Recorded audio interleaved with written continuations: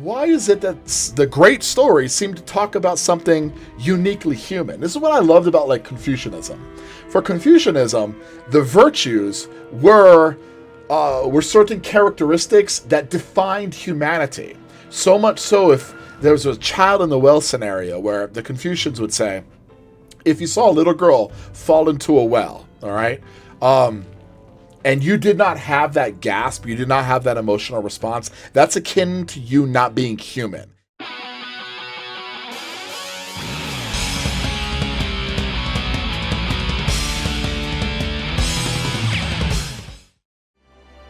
Hello everyone and welcome to HD Philosophy Plays Final Fantasy VII Rebirth. This is the third episode in the series. We're going to have a hopefully a fairly long stream where we ended at the Chocobo Ranch, and we're going to go on from there on our way to Nibelheim, I believe. But, you know, there's just something that just keeps sticking with me. Sephiroth's fall. You know, I mean, we've played with a lot of themes so far of like never meeting your hero and what happens when you lose the ideal. Like when I believe I gave the example that if you're a arrow being flung through the air and you turn back, you become sentient and you turn back and you see the archer is clearly a villain. Where you're headed isn't in the best of directions, you know. So today, though, I mean, I kind of want to throw this out there. I want to know what Sephiroth read. I really hope they answer those kind of questions. Maybe when we're in Nibelheim, we'll be able to like actually dig into the library and see what led him down this path. There is a constant theme in biblical history and in mythology of the over-analytical villain, like almost like a Luciferian type of intellect that has one fall. But that's usually associated with the Luciferian intellect being so Machiavellian and narcissistic that one believes they are godlike, they are above everyone else. And that could be what happened to Sephiroth there, where at first he felt like he was fighting and waging these wars for humanity's benefit, you know? And in that way, it gave him a lot of focus and it gave him a direction, you know, because there was some nobility in that.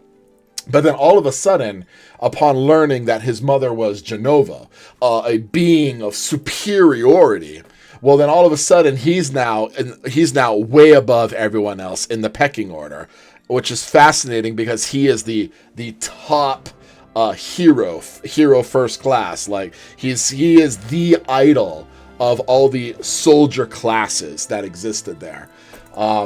And then we also have this dynamic with Cloud, which I also find fascinating because Cloud is aiming to be the best and he didn't even get to the second best. It was in fact Zack who was there. And a lot of what we see, like Zack's memories, become Cloud's memories. So there's really an amalgamation there. But I hope what they do with Cloud is they really hit home the Platonic polis of this whole thing. And that is to say, the polis was the city or the state when it came to Plato.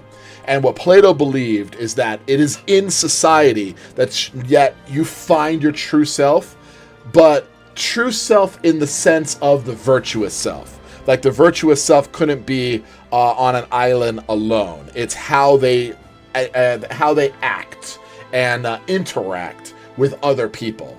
So it's kind of that Jordan Peterson type of negotiating with everyone in order to be somebody greater, you know.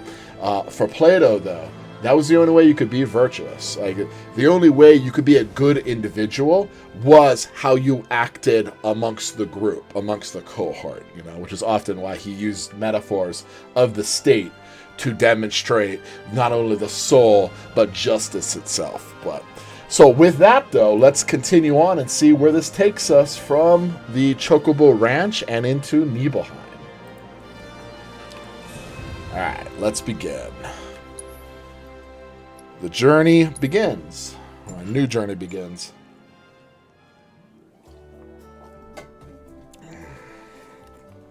I really hope I get better at the combat. I'm so terrible with this combat system.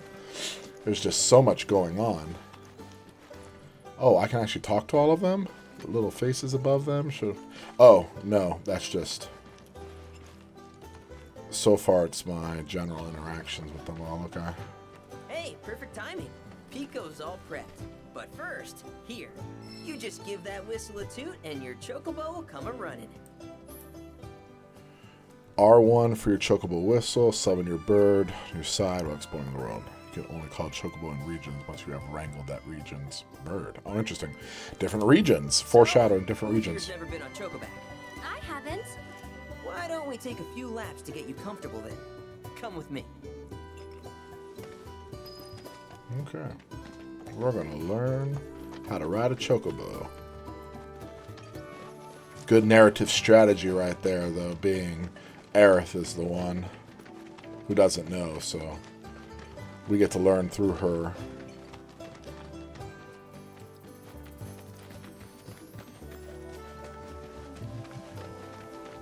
Here's where we get our birds in shape for the races.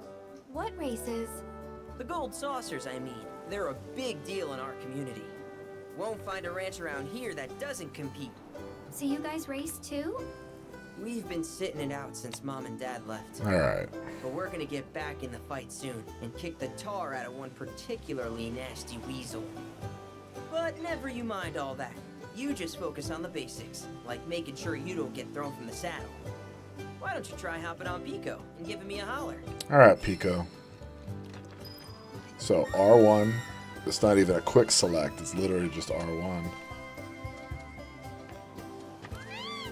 Okay. R2 is dash. This way! Oh. I have to speak to him first.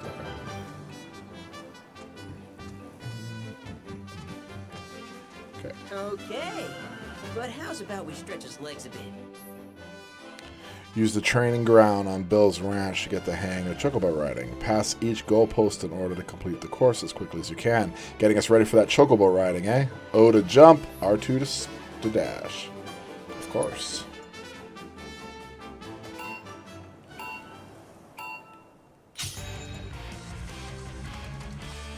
Go, Chocobo!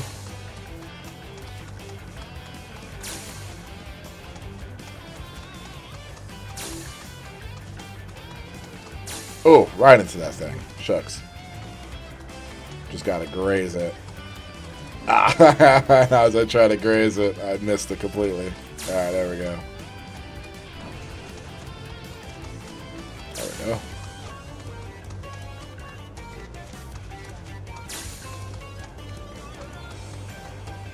I'm getting the hang of it, Pico.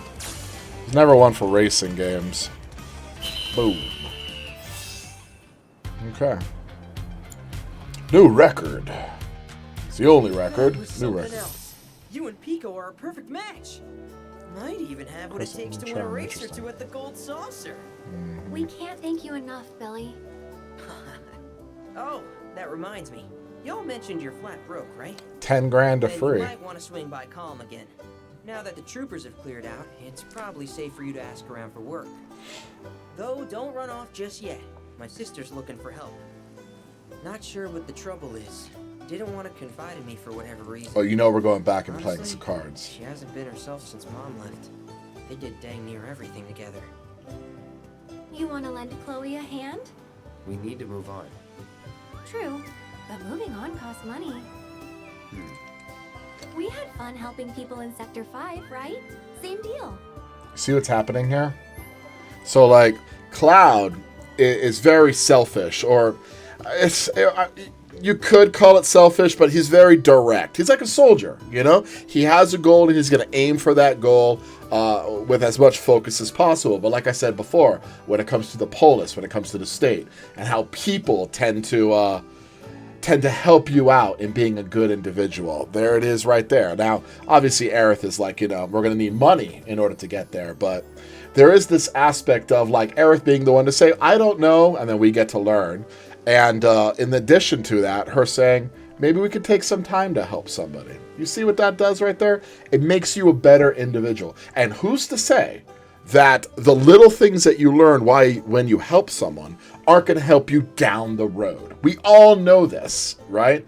We all know it's like, one thing that used to drive me crazy is when we would discuss these stories and stuff like that in English, I would have some students be like, "Why do I ever need to know any of this? I'm never going to use any of this." And it's like, man, you must have some kind of ego to believe you know exactly what you're going to need in order to survive in the future. You have no idea what the future is going to hold, let alone like next week. So you don't even know what's going to happen next week, let alone like years and years down the line. You have no idea what's going to be useful to you, or could be the necessary knowledge you need at a particular time to save your own life. You know what I mean? So it's like, life is about, one, playing as many games as possible, but learning as much as you can as well. You know, that's just a side note. That's from me being a teacher. You know, if anybody's like listening to me out there, learn all you can. You never know what's going to be the knowledge that saves your life, or at least avoids catastrophe. You know, people in the world are willing to pay top gil for higher services. All right, certain settlements will have notice boards. All right, so we got some jobs and some hunts. You know, we're very much used to that as Final Fantasy gurus. You can warp to any unlocked point in town, repaired Chocobo stops, and activate the Remnawave towers. Okay, so those towers unlock kind of like side hustle. I love it. They'll unlock that ability. All right, let's go help her out. Let's go help her out. I don't know what that was. I mean, then we went from 10 grand to free, you know? Oh, hey, you're back. I heard you might need some help. There you go, did? Cloud. Oh, Help I see. Hermione out. Billy talked to you, didn't he? I've been meaning to go pick flowers, but the plains are way too dangerous for that. I'm sorry to hear that. As a flower lover myself, I sympathize. Well, the thing is, I want to make a flower crown. For those Mom Dark used to Star make them fans, first that'll all help the your sanity, time. right? So I wanted to give it a try, but with all the monsters, I didn't know how I could. Here's an idea. Maybe we could do the picking for you? Sure. Cloud? Thoughts? Oh, he wants to just dig in, huh? You will? What happened to your Flowers parents? grow on a hill that's got a great view of Midgard. It's kind of far, but a chocobo will get you there quick. Thank you so much. All right, here we go. Now, will they tell us the destination? Is that it? Is that the flowers? I'm hoping so. How do I tell where I'm supposed to go? I'm just gonna assume that's it.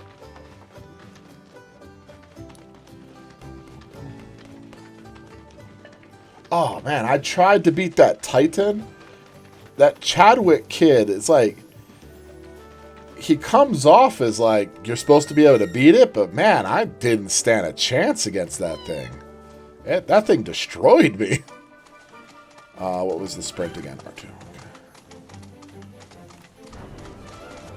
Kind of looks like it's up a hill. It'll be this way, right?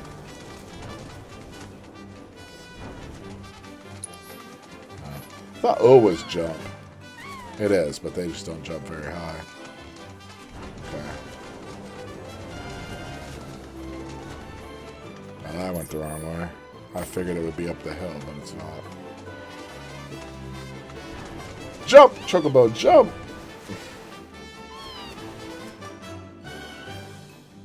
Scent, huh? That's cool. Alright. Okay, let's go.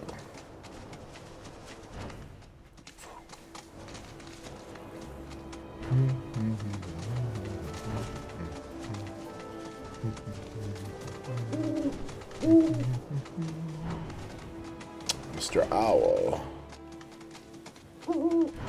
So what am I supposed to do with this thing? Follow it?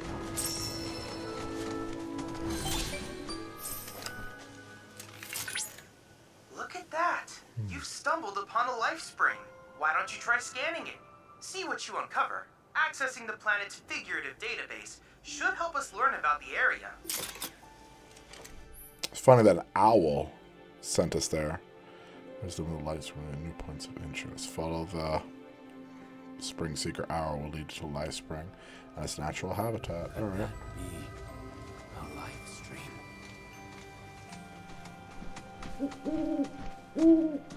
Where'd he go? Oh. Wow. Right on. How do I scan? Analyze the life spring. Well. Okay. Once I'm there, though, it'll... Okay. I'm here.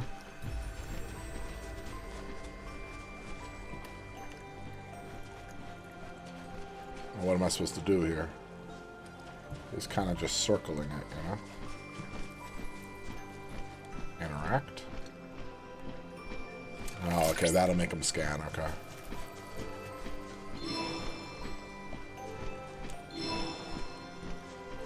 Minigame.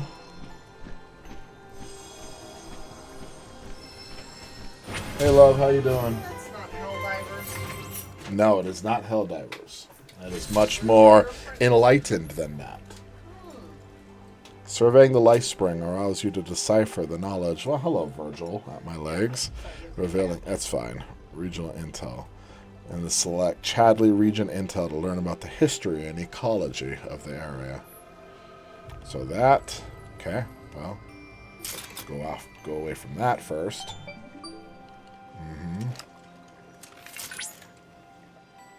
Confirmed. Data received.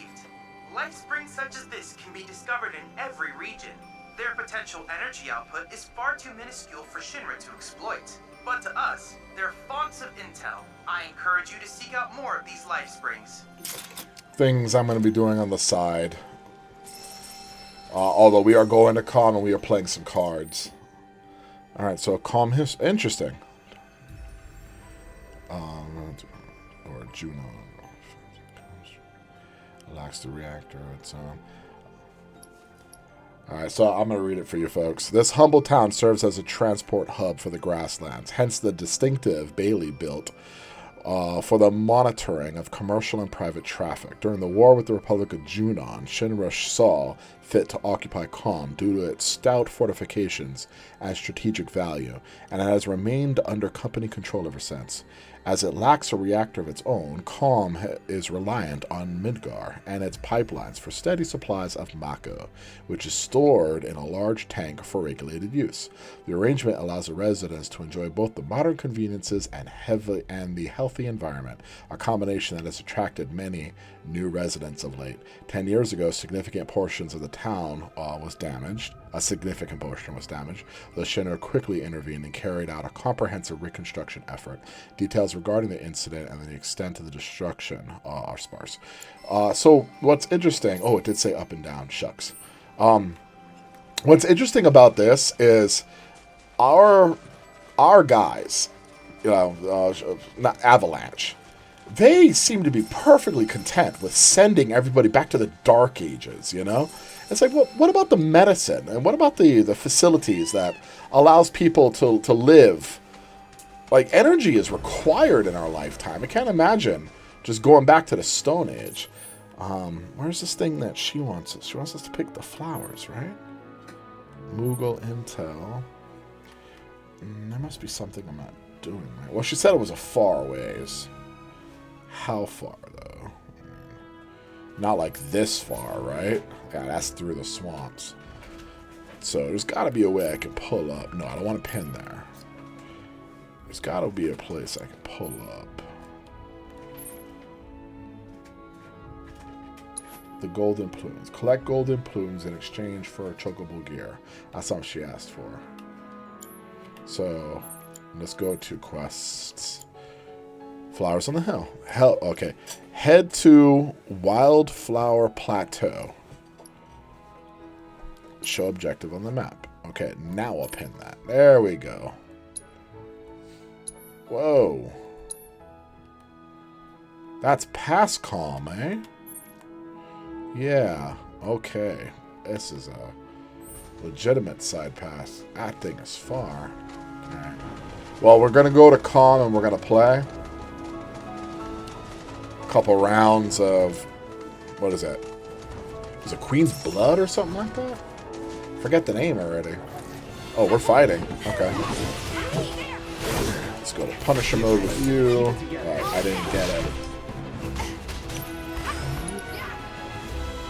Nobody else is there. Oh.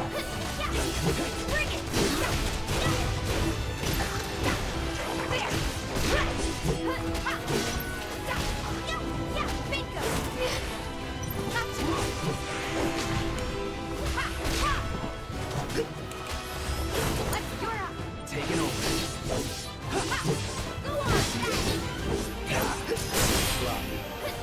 That wasn't so bad. Yeah, I'm still not very good at this. I'm still not very good at the combat. I just feel like I'm swinging for the fences the entire time instead of like playing strategically, and I do know this game gets much more difficult.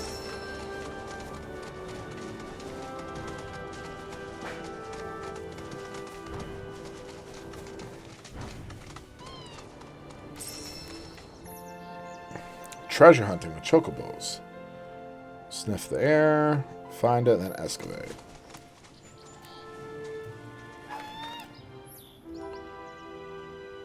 These tough little chicks will lead you to the chocobo stops.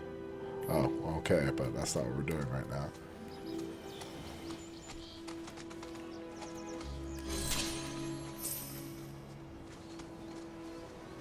Doesn't sense anything, eh? Now he does.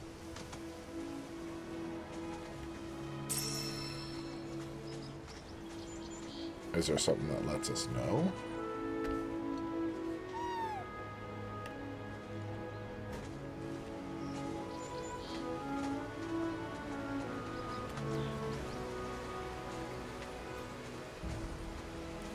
Okay. Do you give me any hints?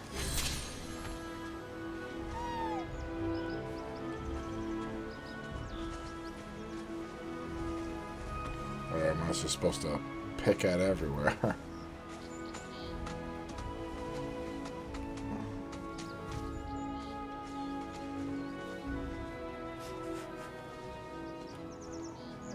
Sense of something nearby.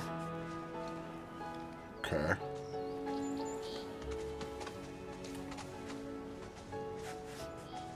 It just says they sense, though.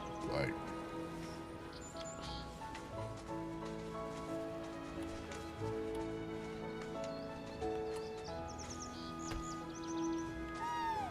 Oh, boy.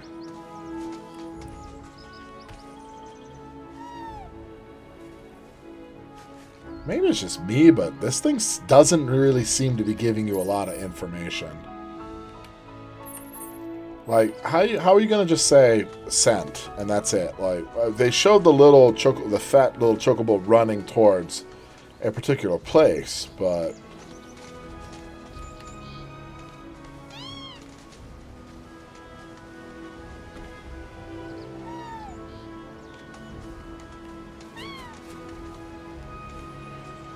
it just said they'll sense something, which is frustrating because what are you doing, you know?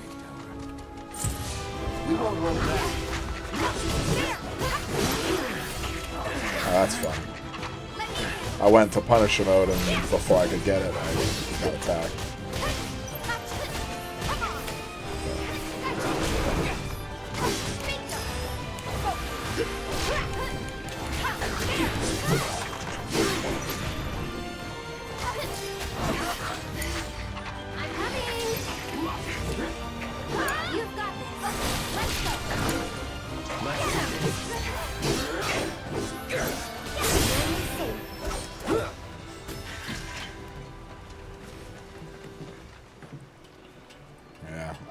I'm getting frustrated with the information they're giving me, because they talked about the treasure and then immediately went to this is what happens when we're in a chocobo spot or something like that. So I'll probably have to go back to the tutorial to see if it skipped anything, but there isn't much information at all on the treasure hunting aspect of it.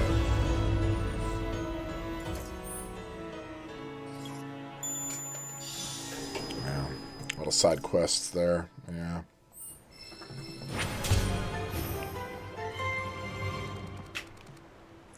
Okay. Maybe a treasure at the top. It's a monkey.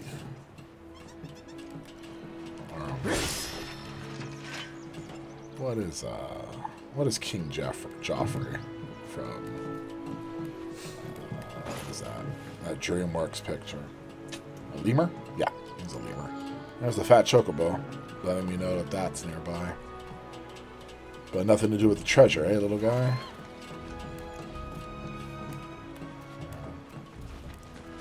Guess I can repair this so I get the fast travel, right?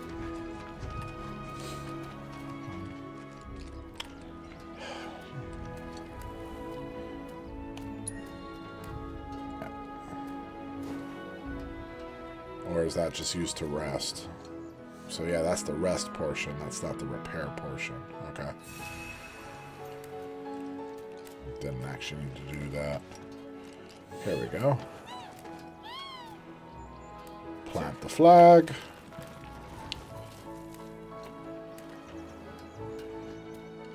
That's not going to stay, my guy.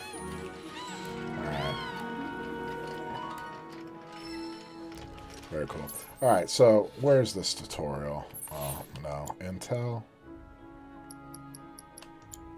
No. Chadley. Story.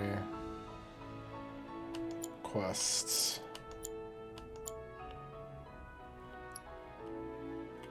Region intel, combat assignments, material development. Is this the button? Maybe it's tutorial manual. There we go. In the field. Tracking objects.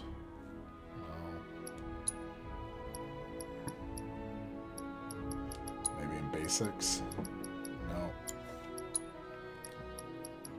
Transmuting, exploring your surroundings, moving objects, climbing Shinra boxes, traveling the world. Chocobo's there. When that appears above, buried treasure is nearby, waiting to be sniffed out by your feather friend. So, okay, he finds it there. So, sniff, and then a direction. Sniff, and a direction. Use R1 to face the scent. Okay, there we go. So I'm guessing it was just bad luck that the other thing popped up like immediately.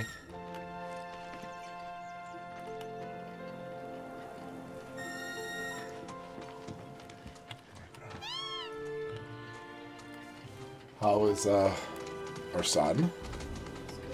Good. How's Papa? Very good. It's chocolate cream pie. Right. Did have a piece though. That's very good. Okay, there we go. I swear I held that down last time, by the way, and this did not happen, but okay. Alright, right here.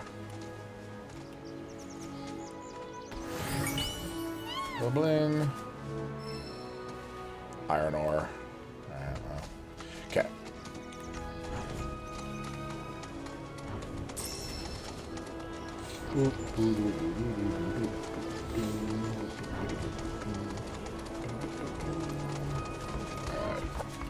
Where do we... Oh, we're not there yet.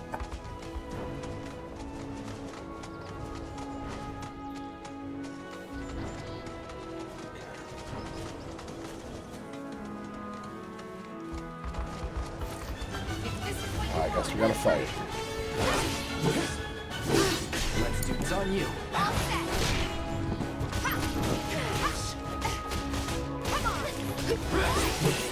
Watch yourself. Don't overdo it. Here goes.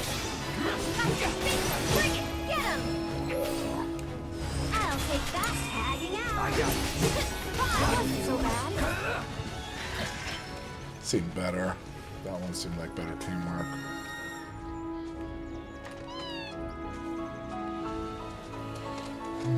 See if I can keep that up.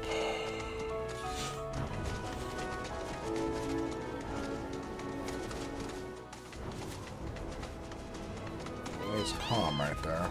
Oh boy. I actually find that we climb these better than they do.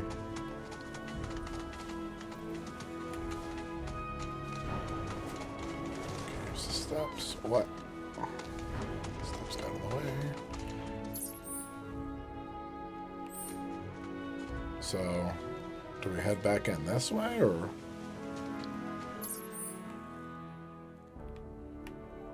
Well, I actually need to go through calm in order to... Alright, well, if they've left already, then I should be able to go play those two people, then...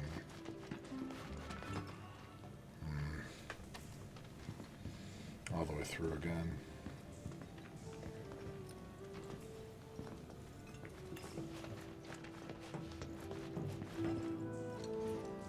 What you reading? I am playing a game. You seem like having a major allergy attack. What?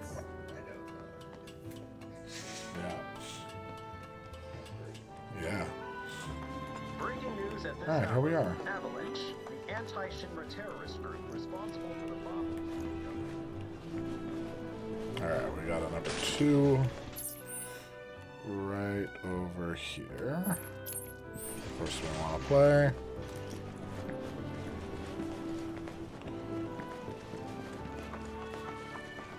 Doubt it's in the water. Oh, this actually looks like it's already the guy. I've played already. When I grow up, I'm the tourist. No, I have not played her.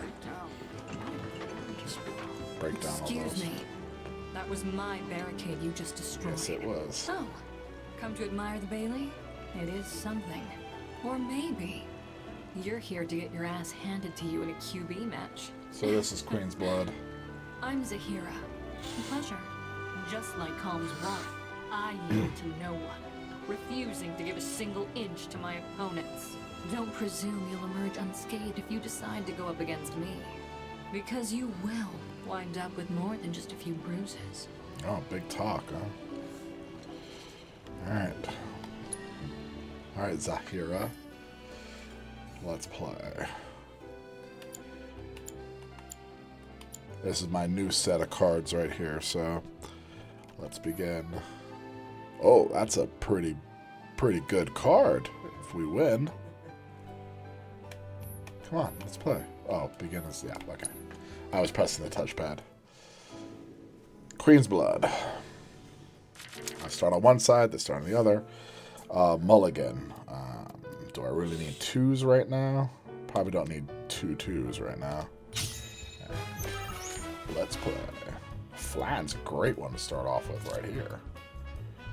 Oh wait, it's behind me. Okay, no, maybe not. Let's just start off with you. Yeah.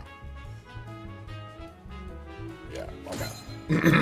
Then the Hell Sweeper, or the J Unit Sweeper below. Go, alright. Right here. Bam, look at that. 2 and 2, just like that.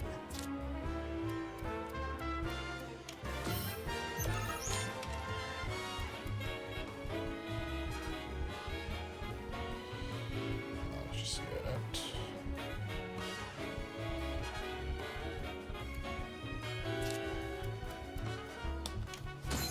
Up in that one, okay.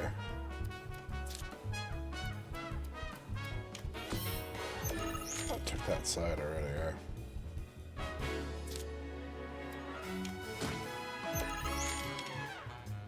Oh, I was supposed to put you there. Ah, I think she's gonna win. Let's see.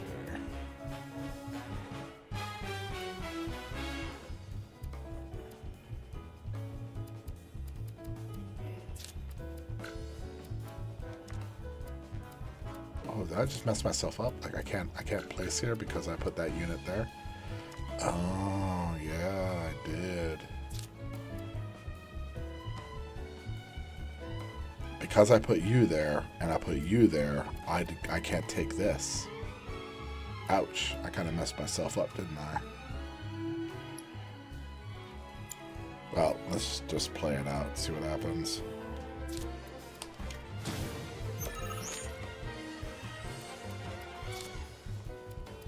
Yeah, you add to there, but you don't allow me to play there. Yeah. Yeah, alright, let's try this again. Guess I was too formidable for you. Well, don't say I didn't warn you. Cardboard box for it. Yeah, she put a cardboard box for it. So, let me look at the original deck. So, when I played that, I wasn't able to play something there. Okay, so these Hellsweepers are really for the end. And this didn't. The Magic Pot might have added, but... And then 2s. And then 1s. 1, 1, 1, 1, 1. Okay. Let's try this again. I think I'm starting to understand where you're held back, kind of. Okay. Yeah, definitely. Wow, terrible hand. Okay. You and you. Yeah. We don't need any of you to start. Okay.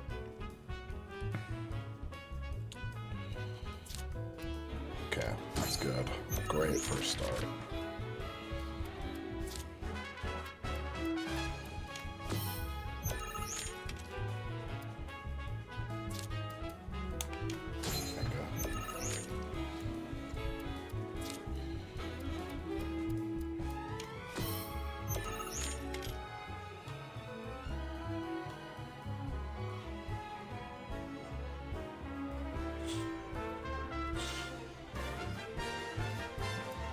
You really don't want them at the back end, do you?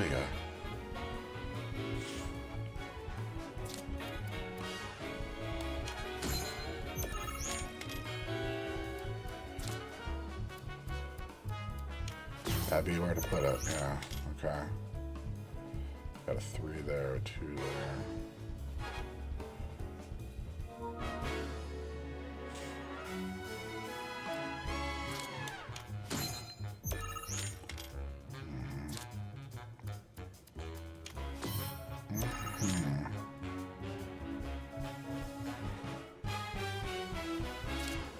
Put that there. I can put you there. Boom. Take you.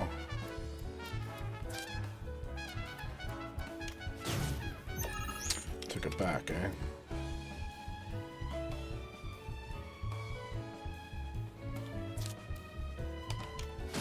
There, I took it back again.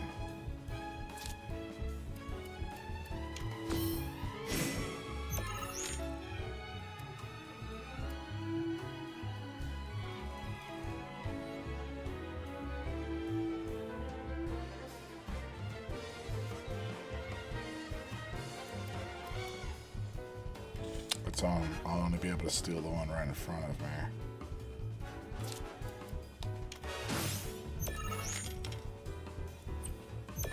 Yeah. This is a 1. Too bad I can't get that corner. Looks like we're tied for there and there, though.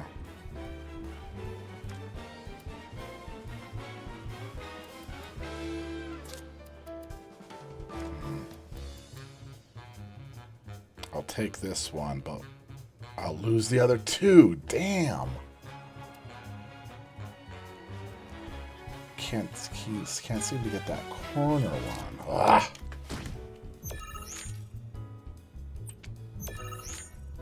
Yeah.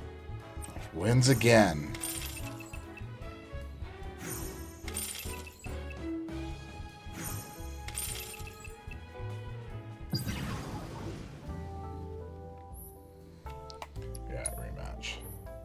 Alright, let's go to the first deck. So what did I get rid of that really hurt me? No, that was the base deck right there. So, this is good. This is not so much. Can I change the cards? Perhaps Dang you it! should shore up your Press own- this. Press the O What a button. glory. This wall, keeping us safe and secure. I could gaze at it all Oh day. god, I gotta listen to her talk smack because I can't figure out what to press. Let's see. Card decks. So,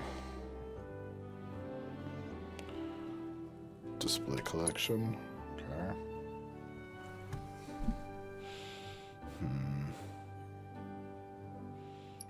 This is good to have for those diagonals.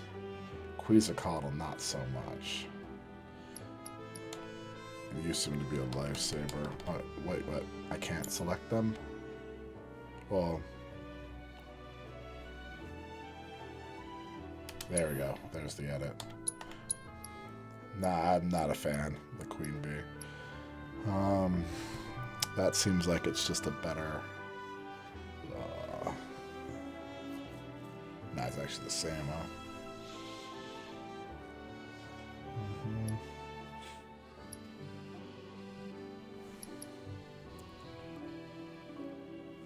How about one that aims for the top instead of two that aims for down like that? Wow, they really gave us crappy cards to start out with. Flan helps the back end, but seals the top.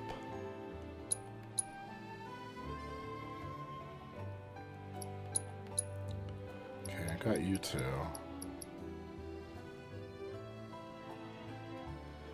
One. Do I have an inverse of that? Not really.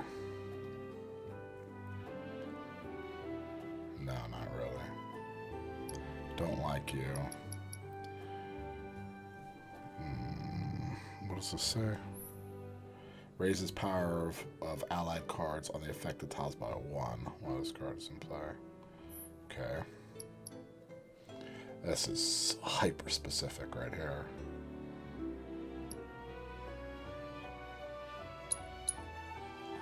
Man, that's unusable. What is you? Okay. Yeah, if I can get that middle one.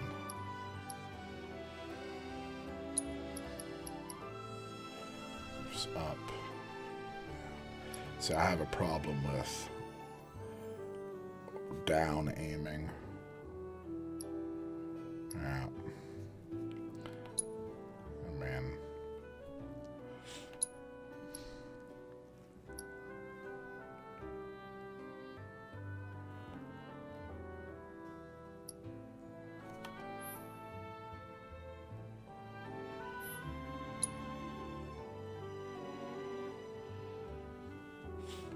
I don't know. I think that'll benefit.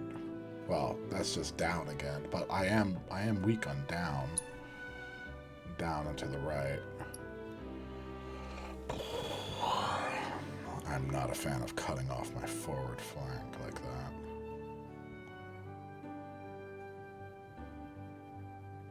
But what's better?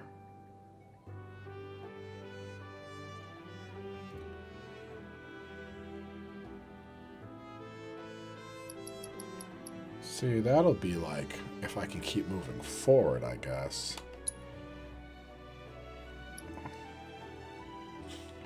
Sure, I'll try this one.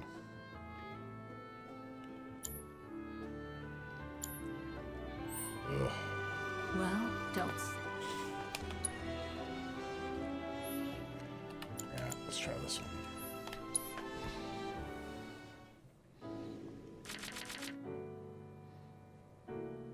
A lot of twos.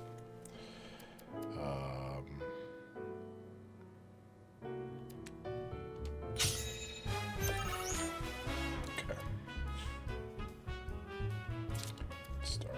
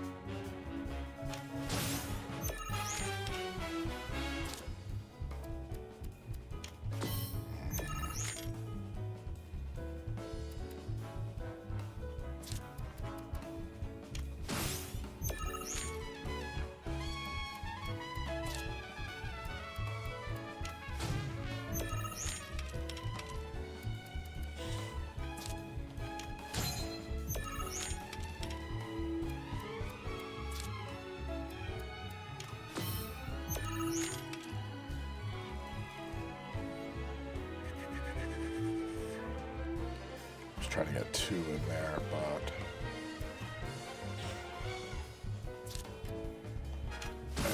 got the 1. I will get the 2 in there actually.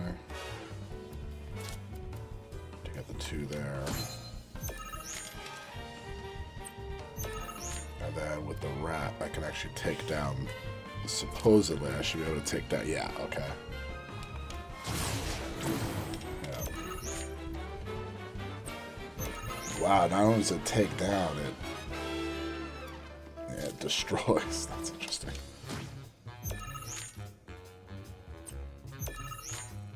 Oh, that was demolished. All right.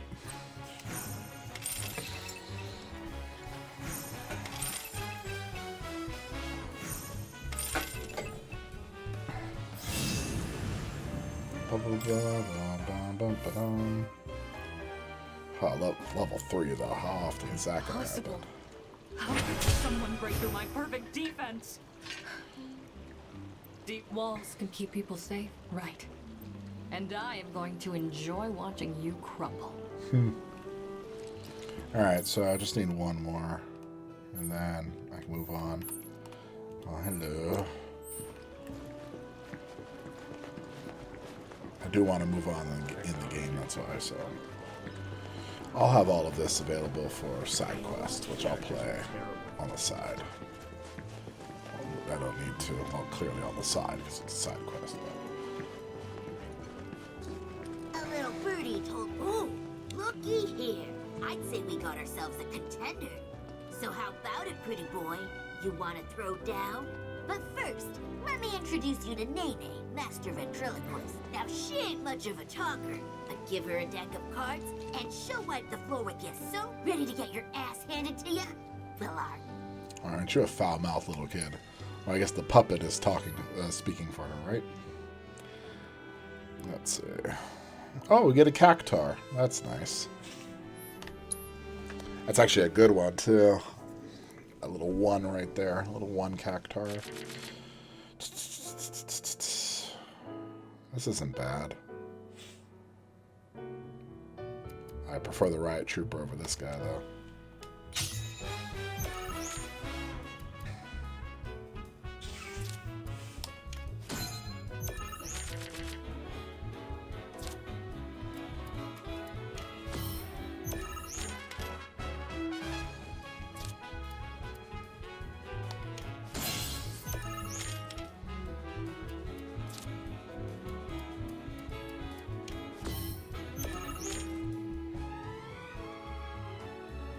Oh, that's not good. A bunch of 2s. Okay.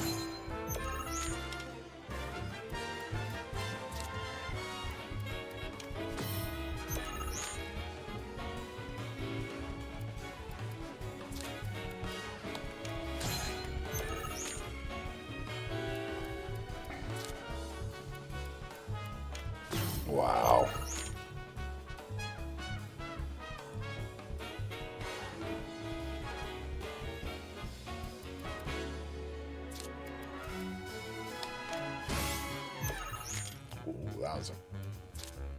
That was a killer move right there. Man, I just changed it right back.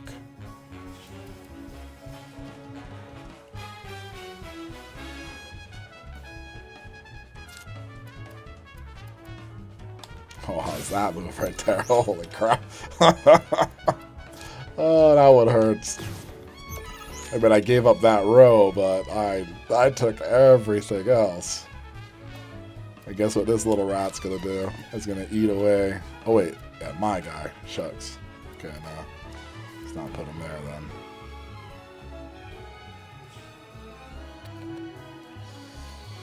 Oh yeah, because it's 1 down and to the right. Alright.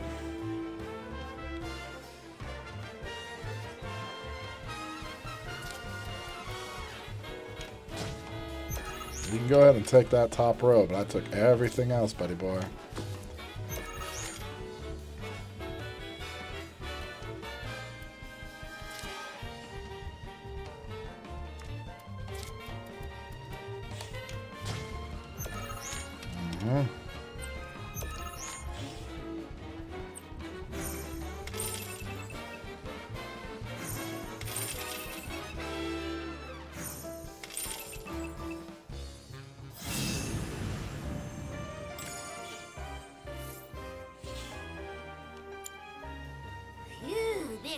packs one hell of a side.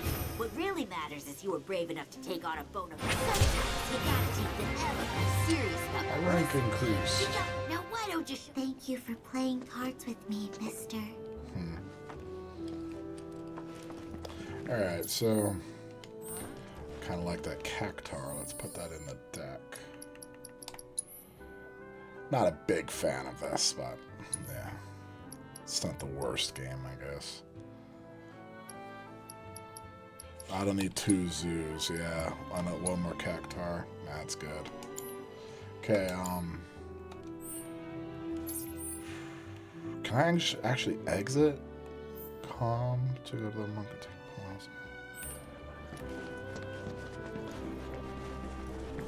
There's Chadley again. Please, one at a time.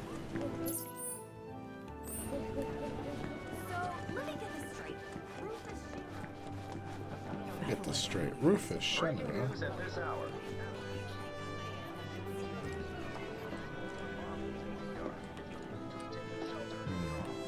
Security forces performed a thorough. Hey, how you doing? What? Hey, mister. You a winner? Some say. Awesome. That's the name's Vash, and I could The really Stampede. use your help. Truth is, I bungled a Queen's Blood match. Hard. So, not only did my ego take a licking, but I lost a card. What I'm getting at is, I think you'd be able to win it back. The Chocobo and Moogle one. It's rare. And the one was the only thing getting me through the daily grind. I mean, the bullshit I have to put up with at this job. And that slimy bastard. Oh, they stole it. Hey, I get it. Yeah, we'll take the job. Oh, He stole it. first, Justice I should be gotta make served. sure I'm putting my... Sure. Let's play with Ash, the Stampede. We get no reward for it, though? Come on.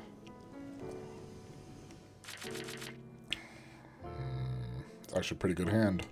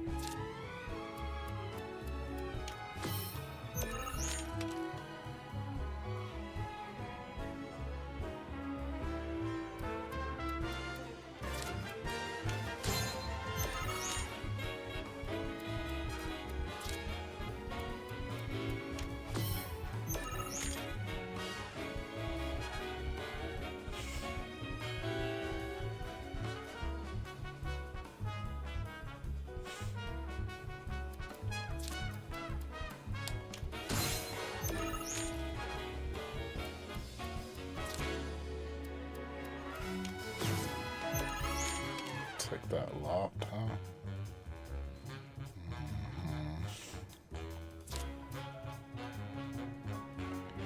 Take that and that.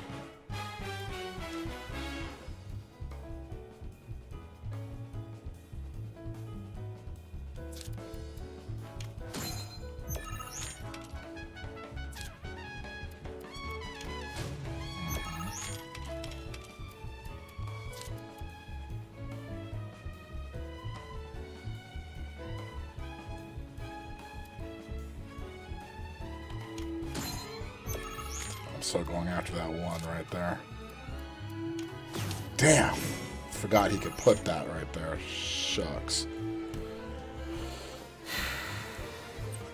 He doesn't need to build up. He just needs to have it there.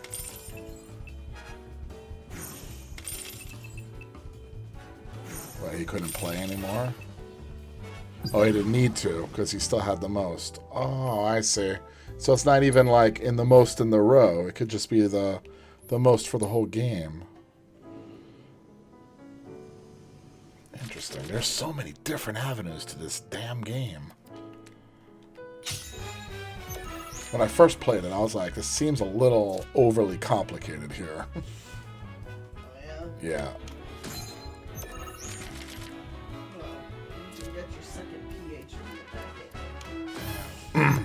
Oh, nothing will be Tekken.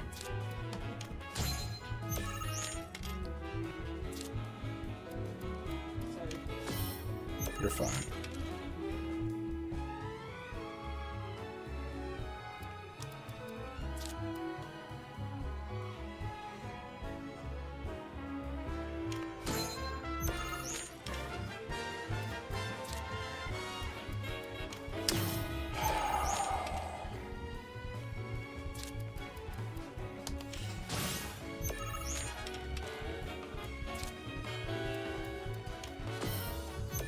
Interesting.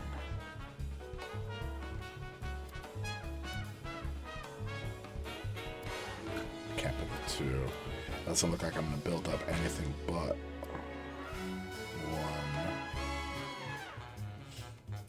1. I can keep taking. Nah, they'll take it right back.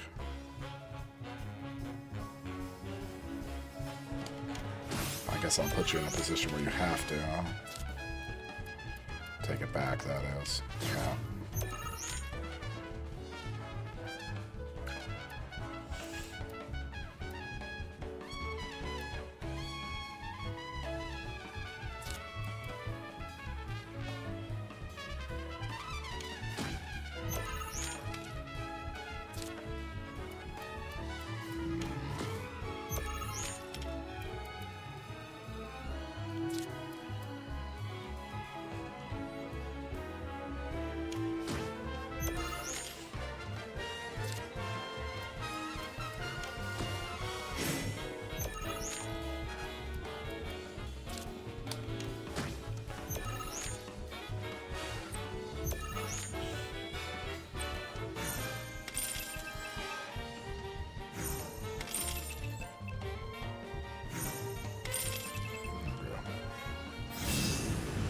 That was a terrible one. It was like all ones right there.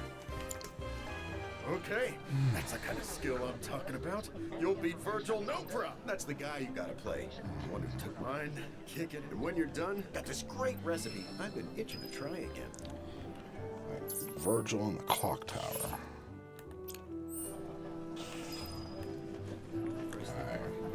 No. Well, how do I get to the clock tower? I guess I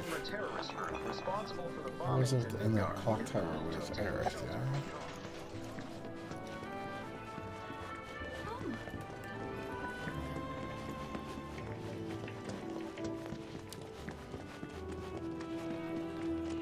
No.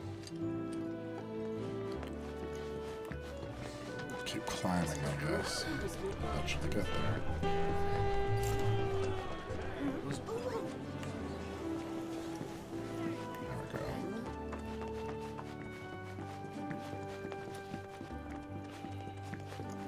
I passed them. Okay.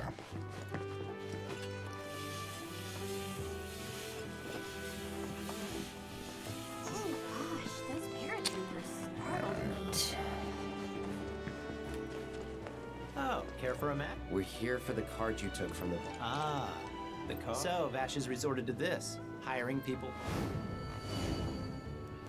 Fine, but word of warning, I'm not a pushover like some folks. If he stole something, why am I challenging him to a match? Justice would just be like, take it from him. Yeah, I guess it would be honorable.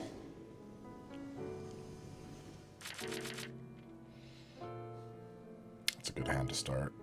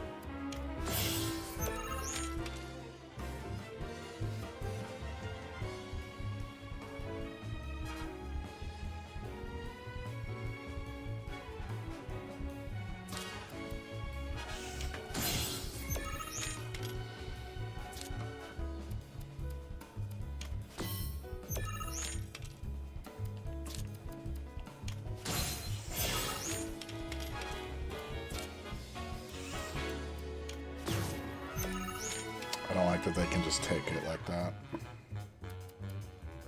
I don't think that's a fair play. So I stole this, I take this bottom one. Yeah.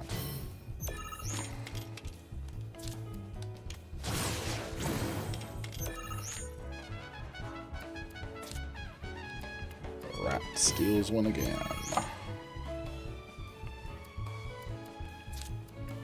Giving me 2 there. And now you can't play anything. And now with a top.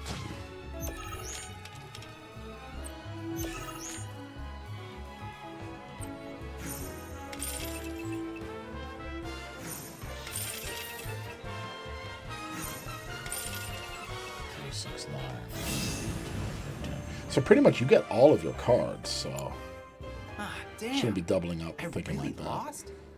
It was one hell of a match, though. Am I right? You and I are but not today. Hold it. Aren't we forgetting something? Right, the card. The one I won off Fash, right? Oh, crap, I remember. So this is kind of awkward. Is that so? No, seriously. I was on my last guild, so I had to... A guy named Thorin. He runs this card shop outside of town. Maybe check with him? A merc's job is never done. Am I right?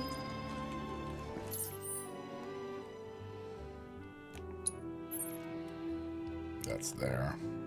So fast travel.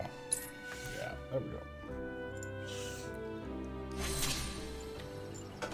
Alright, after this we are moving on with the story. Even I'm getting sick of the side quests. I really want to find out what's going on in the story of Final Fantasy.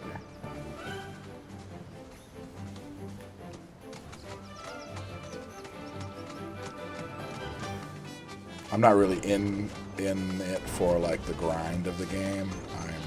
I am much more in it for the story. You guys haven't figured that out yet. Now, a lot of you might be asking, like, well, why are you so interested in stories, you know? Is it just from, like, Jordan Peterson? And I was like, well, I mean, I'm not going to lie. Jordan Peterson was a big influence on a lot of my research. And I give him all the credit for that. But I also really enjoyed Joseph Cample back in the day, too. But he led me to Martial Iliad, which, you know, is awesome in its own right. Like... Mythology is penultimate truth. That's the way to do it.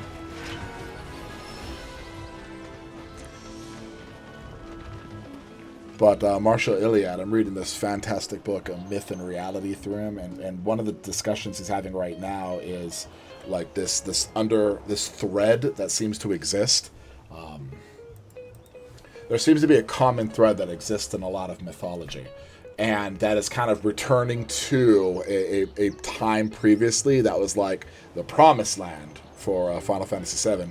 Or like you're returning back to the Garden of Eden or something like that. Or for Buddha, returning to a time before. Or Plato, well, Buddha, it was like returning to a time before. It's like enlightenment before this world that we have here.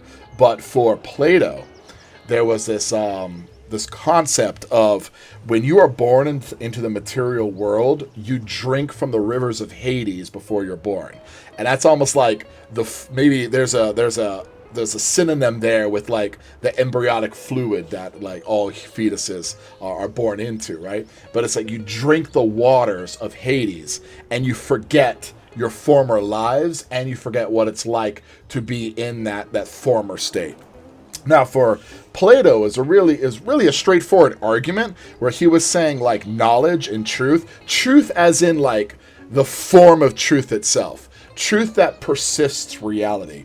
Unfortunately, all we have access to in this world is the material forms, and I'll explain this in outside of Plato. I'll explain it in this way: the way I interact with this controller right here is I feel it, touch it, smell it, see it. I can listen to the sounds as I'm playing with it, but if I notice, the only way I interact with this controller is through my 5 senses. So I'm never actually interacting with the controller. My senses send information to my brain processes it, and then, I kind of put together an image, but I never truly interact with the thing itself. For Plato, this was a problem. Because if we're going to gain knowledge in its essence form outlast the material world. That is to say, it's everlasting. So for Plato, what we're learning, we're not really gaining knowledge from the material world. What we're really doing is we're using the objects and we're detecting patterns, and those patterns allow us to discover the objective world. But it's not through learning through the physical, but rather the physical reminds us of the eternal. The physical reminds us of those objective certain rules, what he called the forms of a time before. So all learning is remembering. All learning is memory. And it's like, well, that's kind of like a wild out there theory, but it's like he talks about this in the Meno when he talks to like a slave child, and he was able to show the child these the different kind of, well, he's not teaching, but he's kind of demonstrating arithmetic.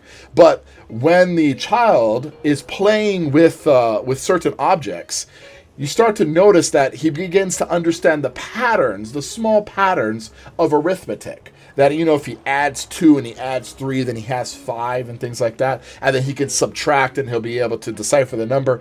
But Plato was like, are you really teaching? Like, would you say I'm teaching this individual? And I believe the owner was like, well, no, it seems like he's just recognizing patterns. It's like, well, where's that pattern recognition coming from? So for Plato, it's remembering. Now, whether you believe that or not is beside the point. What's interesting about this theory is that there seems to be a world before this world of which we possibly inhabit that allows us to have access to objective truth.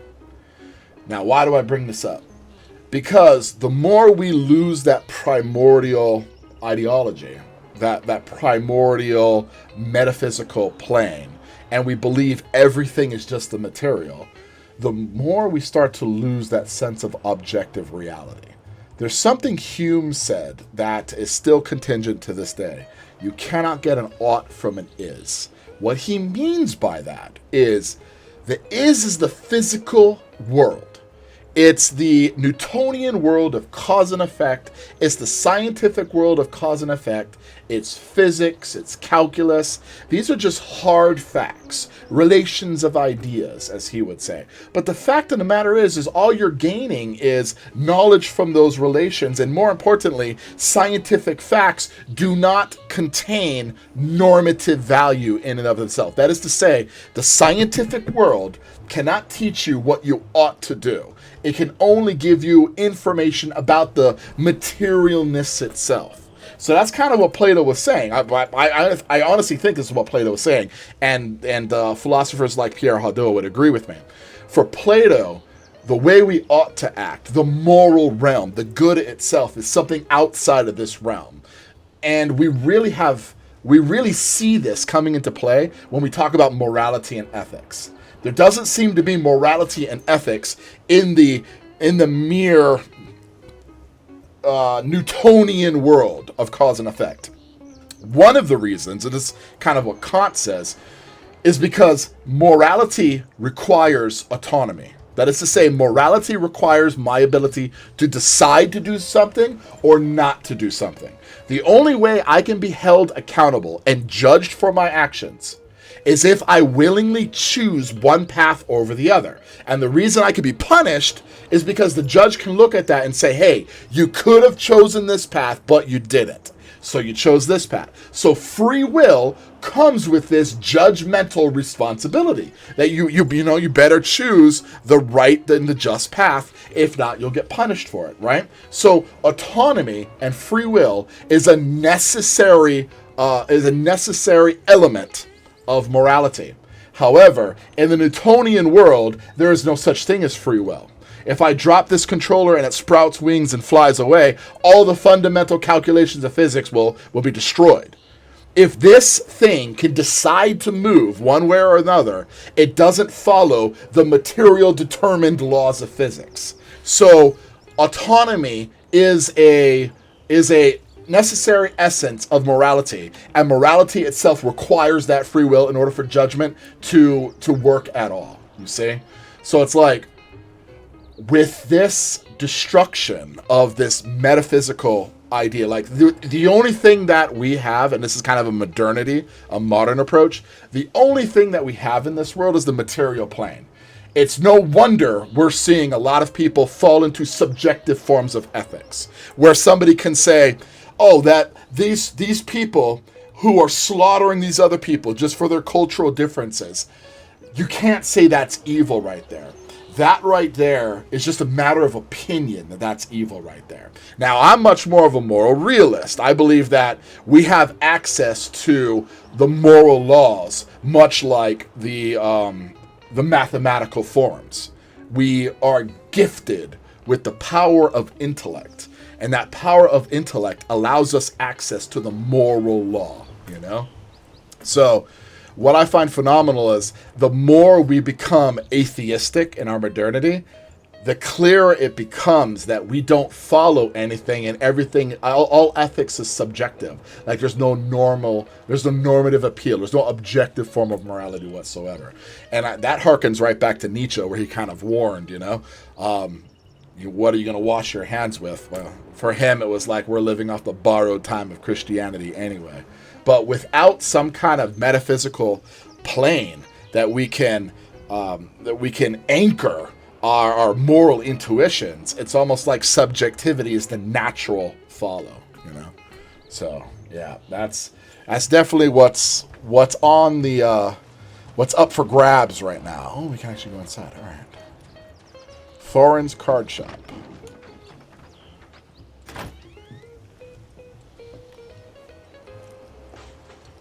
Hey there. You folks buying or selling? We're here for the Chocobo and Moogle card. Of course you are. Hate to break it to you, but ain't no way I'm giving up that beaut. At least, not to some dabbler who fancies himself a collector. Unless you more than dabble. Tell you what, you beat me, and that card is all. He's like a level 3. So, you game? Let's see what we can do. Then bust out those cards. I probably should have purchased some cards first, but let's go for it. That's an okay card. It's not the best card. Oh, good hand to start. Down and up. Yep, let's play.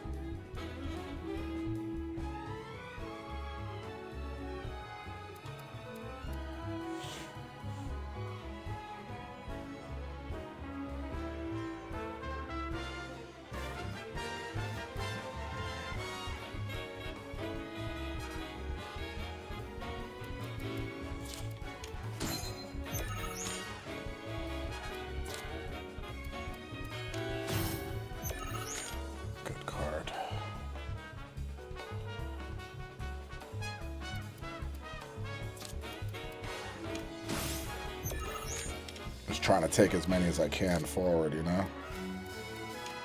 Ooh. There's another one.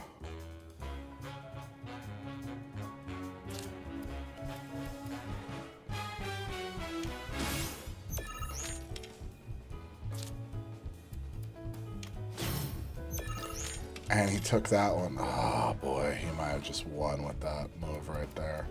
A sleazy little move right there.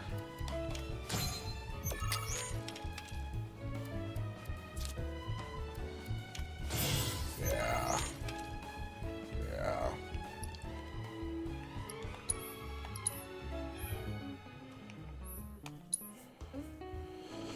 Okay.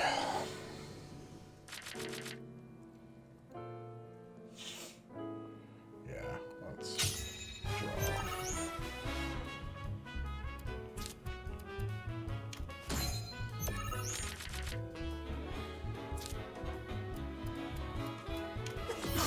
Bless her.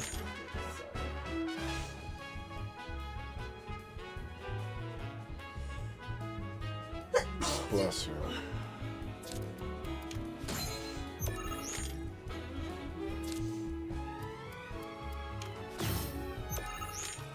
Man, that's such a good move, but it's like I'm guessing it should be later. It's one you hold on to for later. Wait, I thought that... Oh, it doesn't go down. It goes to the side.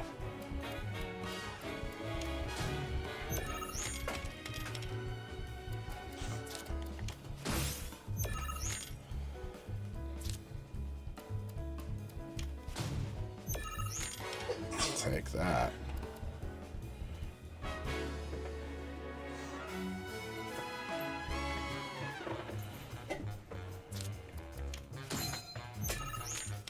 So you can't place, but you can place there, but I can place here, giving me 2 there.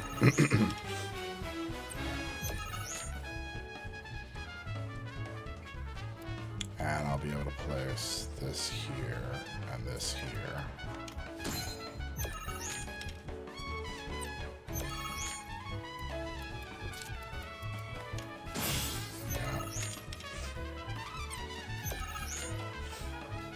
Oh, I didn't realize I threw all my 1s away. I win.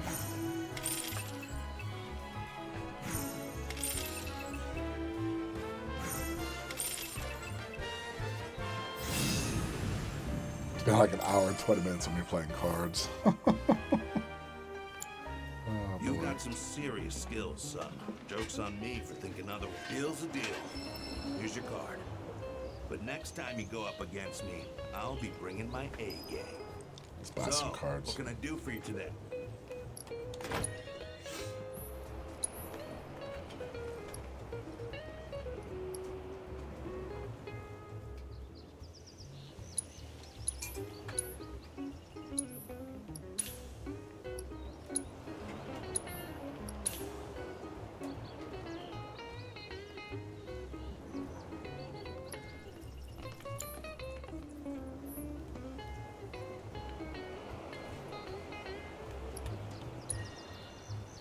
Thank you for your patronage. So what are these cards? What did I just buy? Oh, yeah. What's Titan? Level 2, forward and back. Not so sure that's better than Zoo.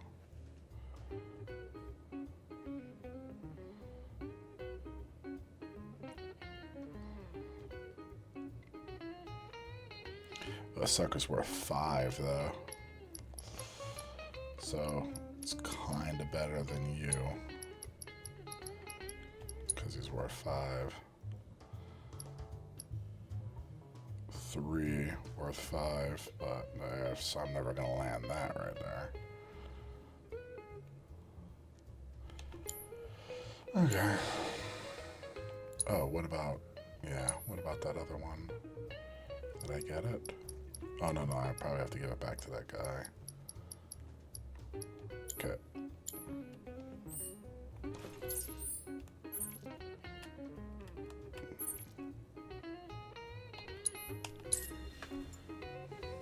An hour in of playing games. Ugh. Didn't even continue on. This is gonna be a boring one. Is currently an hour in and playing a game inside of a game. A mini game. It's like Inception. Yeah. So,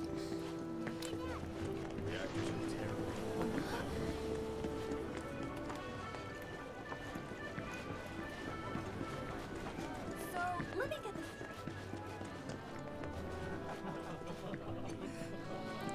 I'm my guy. You did it. You got my... To be honest, this isn't the first card, and considering just how many I've here, it's probably better off with... I'll let you give it to me. Really? But only until I've gotten good enough to win it back. Right, enough of that. So, this guy moved here recently from Midgar, left after the Sector 7 tragedy. Anyway, he kept raving about this incredible cocktail served at Seventh Heaven. I don't know if you heard of it. They called it the Cosmo Canyon. Pretty, don't you think? Go on, drink up. Thanks. You know, that was just what I needed. A little bit of home, I'll I take knew it. you'd like it. Although apparently, my version pales in comparison to so much so, the guy flat out refuses to... Pinch of salt. That'll give it the kick it needs. Trust me. Salt, huh? Wait, don't tell me. You're the one who invented the... Not today, but someday soon. When we do open up a new place, swing by. Okay, but I'm holding you to that. I'll be there opening night, with bells on. Promise. Local insurgents are looking to a in their escape. So I've already played this guy? Yeah, I guess I have. Alright, so deal's a deal. Let's go. Can I fast travel here? Yes. Alright.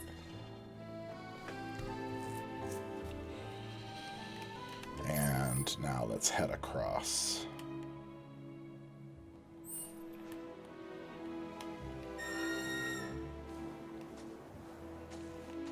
Oh, you know what we didn't do? We didn't do that other one, but I'll do it another time, as I promised. I want to continue on with the story, too. I really want to know where they go from here.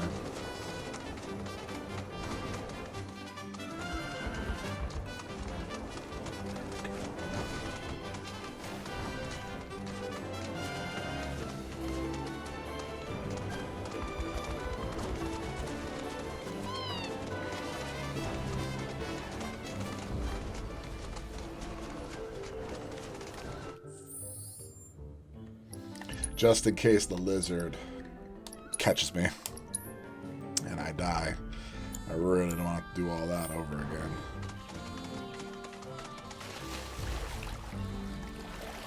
So, you sure this is safe?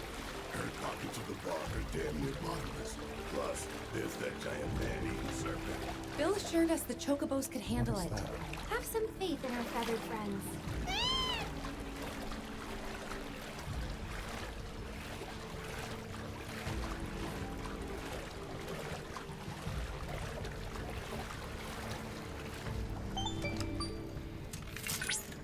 Hey, Cloud, do you notice any sparkling minerals Yes, I nearby? do. These are known as guide stones, crystals that direct travelers to shrines to the divine. The stones emit light when they shatter, producing an illuminated path.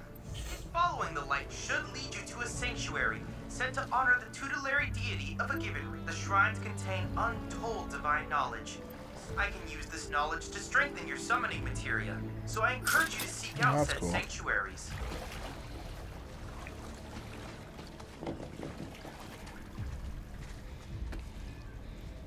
Do I really need to dismount and break it? Alright, show me, buddy. The grasslands are home to Titan sanctuaries. Oh. In the age of Straight myths, up there, huh? when That's nice. Titan rose from his subterranean prison, he created a massive earthquake. Thus did a vast That's frustrating. swath I of break land the rise thing from and the then it just goes up in becoming there. the grasslands. What's this? Okay.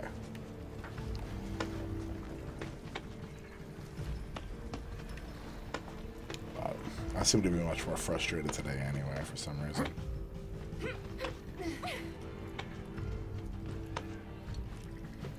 Now, I will say, so far, this is no Lies of P. Just to be perfectly honest with you folks.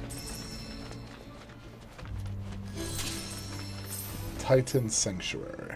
Sanctuaries contain crystallized knowledge of summons, which will strengthen your summoning material. The path to the sanctuary is lined with guide stones. Break one and release the energy that leads you to the sanctuary. Okay.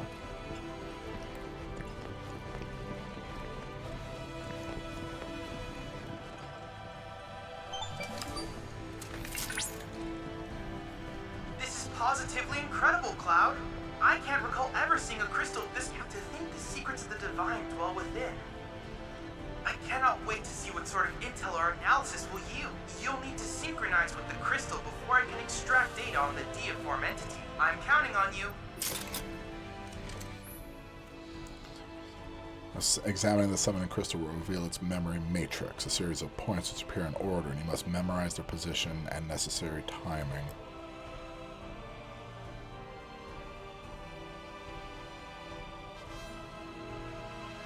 Okay. The points will then disappear, and you must make inputs at the correct time to replicate the matrix.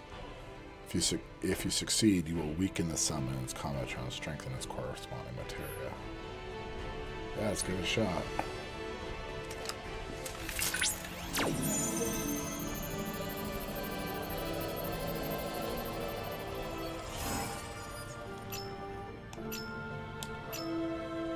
Okay. Commence. It's all X's, so...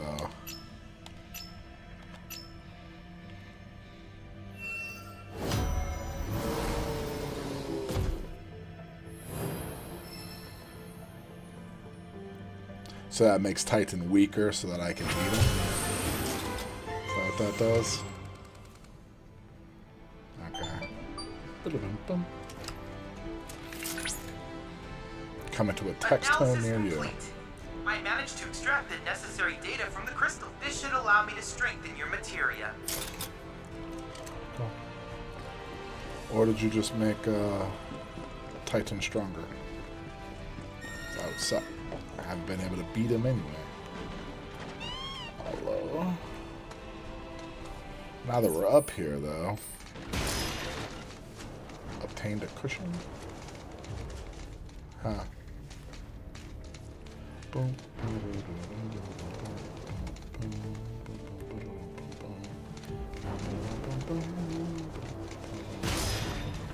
Obtained a potion.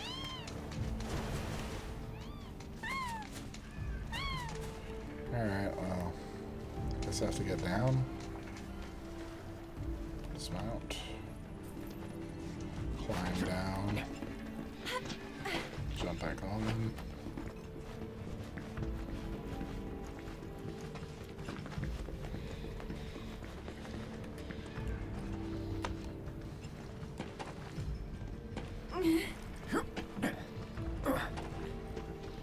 I don't know, I think the very fact that, like, Cloud wasn't just a savant when it came to all the battles just means he learned from more people, you know?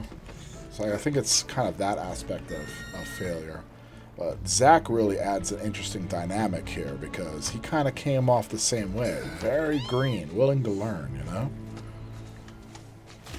So what was Zack's downfall? Just that...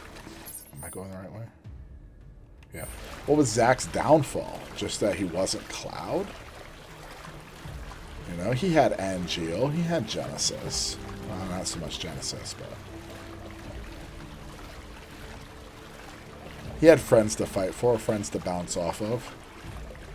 Oh. This way,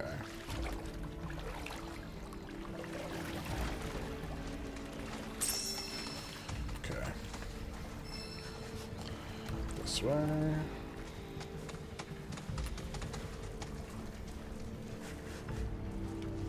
Did it just say down?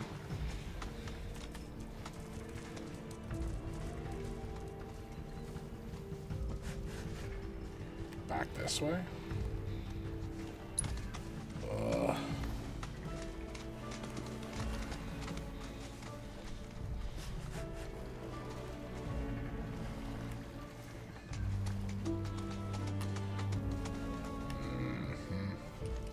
So then you gotta be close enough, huh? Well.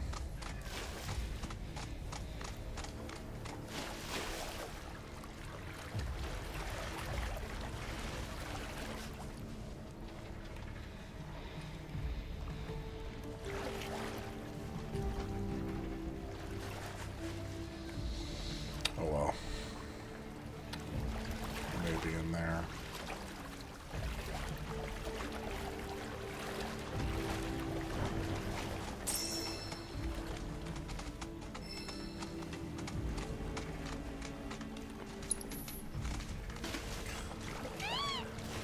was only iron ore last time anyway. Man, I'm not doing a lot of. What is this? That's not something. I'm not doing a lot of side quests. I do want to see where to go in the story.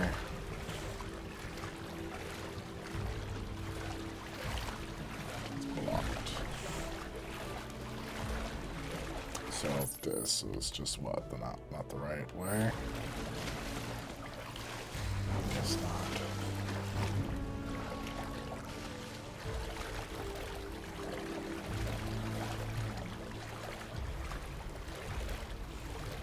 So then what? Go around and come around this way? Guess so. Alright.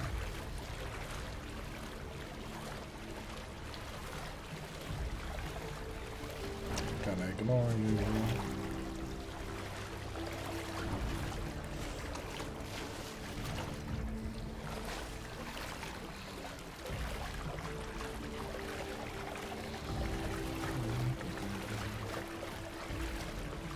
She's like echoes around them too. It's like, is that the graphic settings or something like that?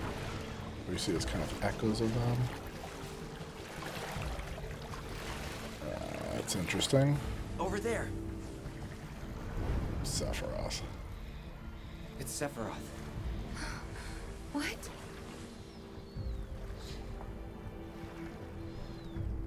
Come on.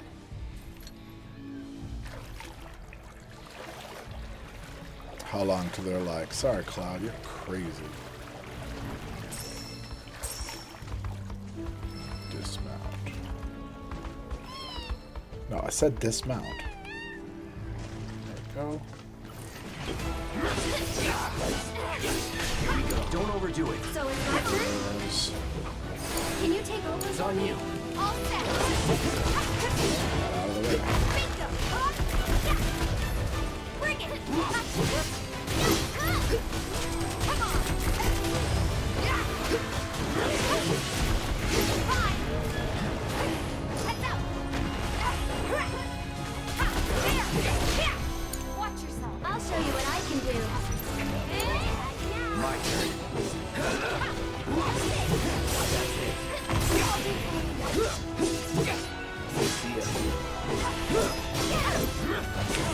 Let's keep it up.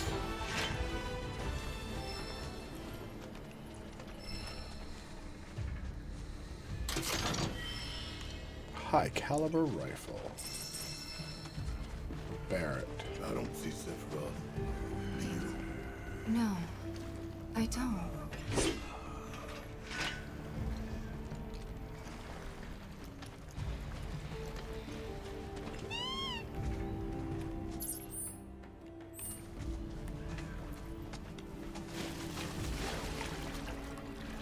I'm sure they'll do a much better job in this game of explaining things more in more detail.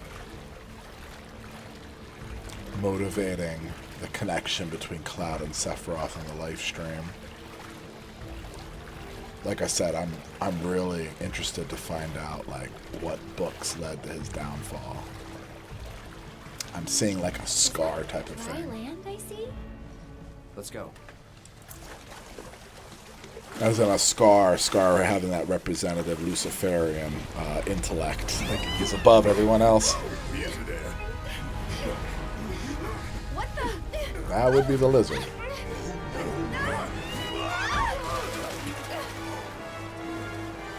Hey, get back here right now! Oh, there they went. So we have to fight this thing. Yep. It disguised itself as an island. Gee, I had noticed. Focus.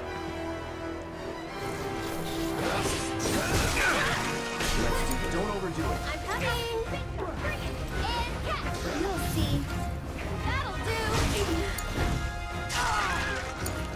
I got this.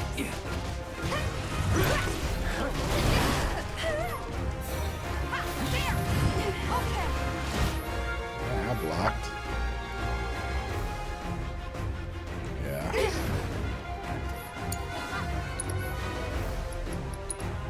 Yeah, I can't do any synergy abilities right now, you know?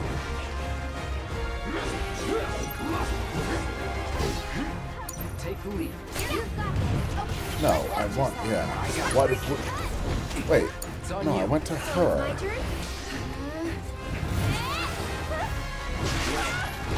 Yeah, like I've been trying to. I should have put. Wait, I only have one potion. I don't have a high potion. Boy, was I not ready for this. Yeah, Alex.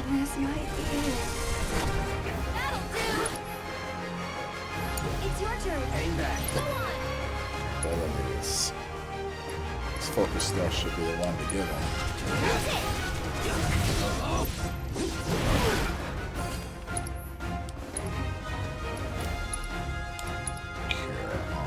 Aerith. I'll show you what I can do. Why don't you leave the wall there? The limit and beyond. I think this might be our chance.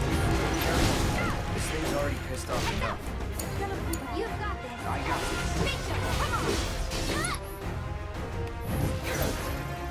Okay, wait. Which one of my buttons does that?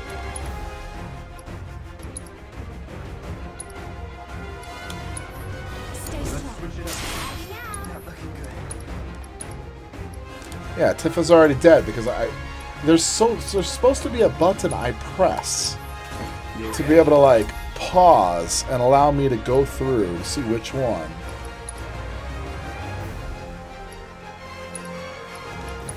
Okay, what is this?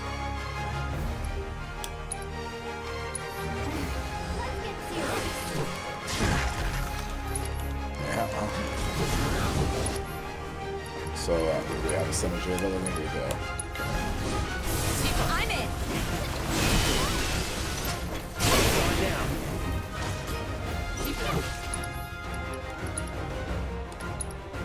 I have no... Oh, great. I have no more MP.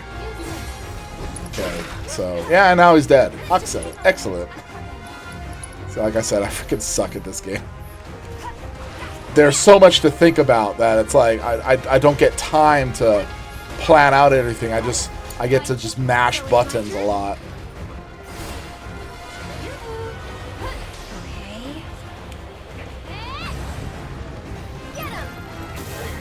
Oh, toxic waters, awesome. Let's bring back Cloud. Okay, can you take over? I can still fight. No need to hurry. There! Come on!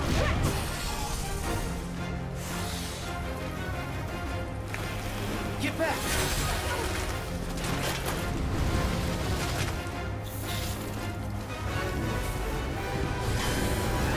What the? Is it absorbing heat? Not good. Everyone, keep your distance. Oh. Yeah, that killed her. Great. That's the way it's gonna be, huh? Everyone, keep your distance. Get ready. Here. I'm here. I tried to ward, but this game is so slow. See, I'm like holding block there too, and it's just too late. And now she's gonna die. Not throwing in the towel. Ha! Mika, bring it. Yeah.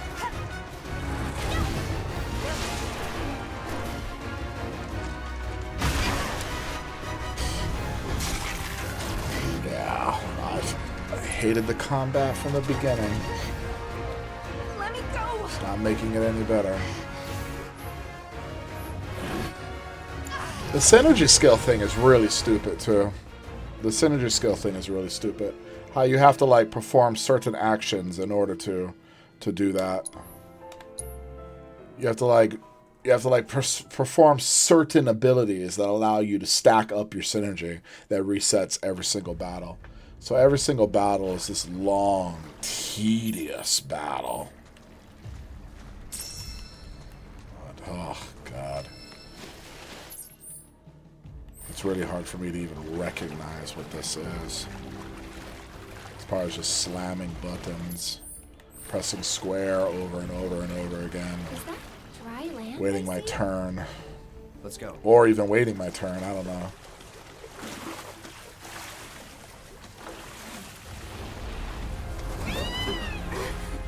I don't want to watch this again. See, like, I literally press triangle right there to go into Punisher mode, but nothing.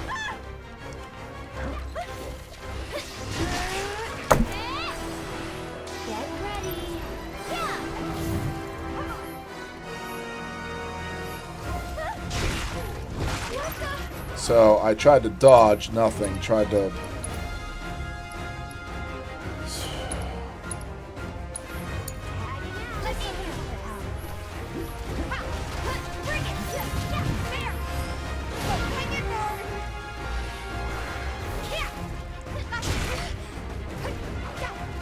So then I'll just pick somebody, and then I'll hold nothing but block, because that's apparently what I'm supposed to do there.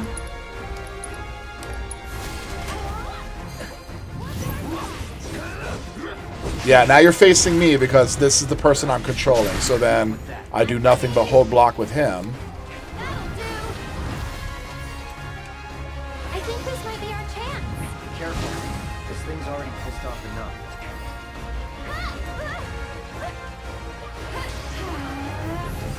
No, I'm controlling you, so hold square. Hold block.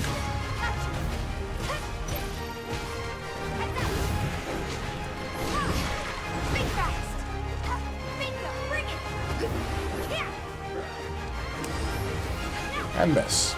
Beautiful. Perfect. You're up. Here goes.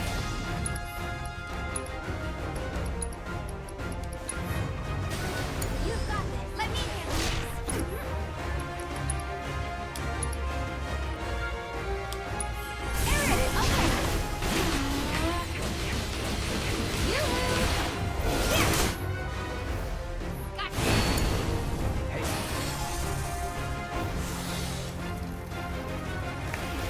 Get back!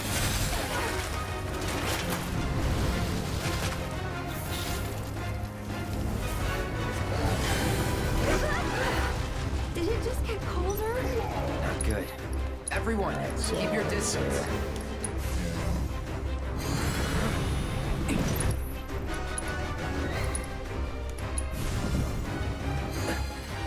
Keep it together. Let's cure. No, I guess not.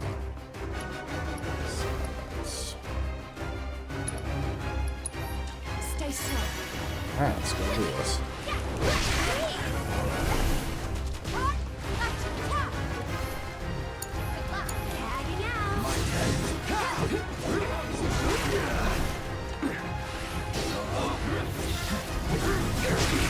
It's building up to something.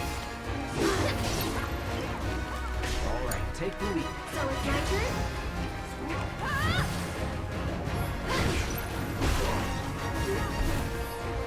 You'll see.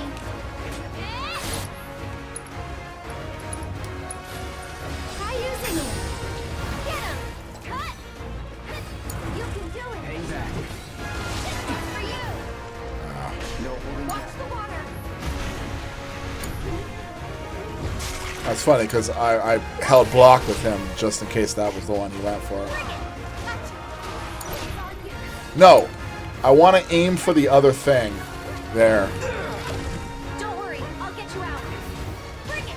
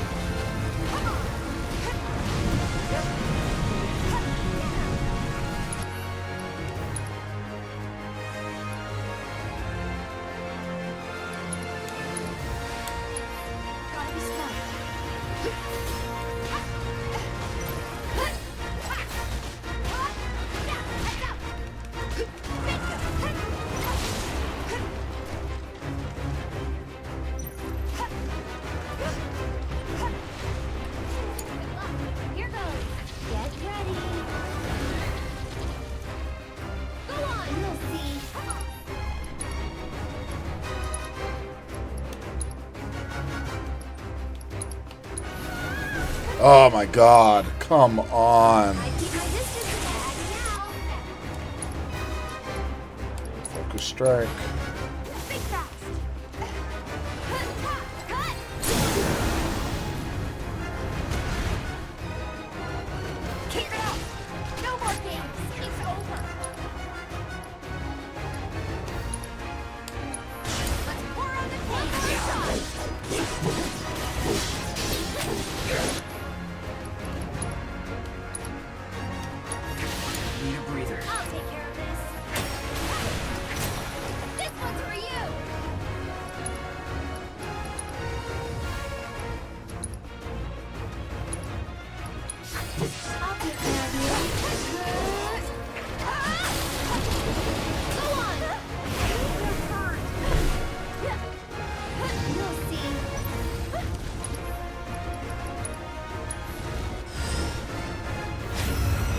Thanks for coming to help.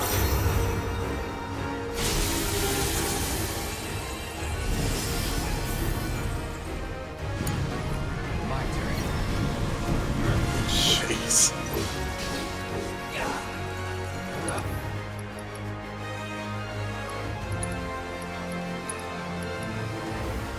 Oh no, let's go.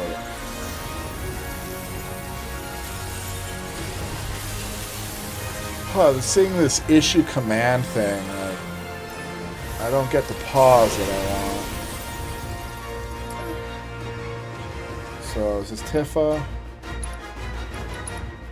Bring back Aerith, then Cloud.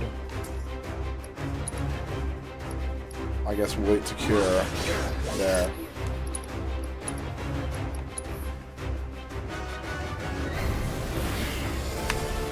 Am I gonna get it off? Like, is anything gonna happen? Or am I paused again for the millionth time?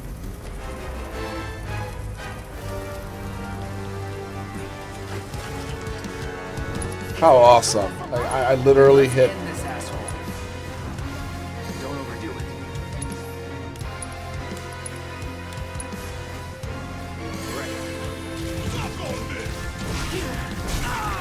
I think it might be charging up.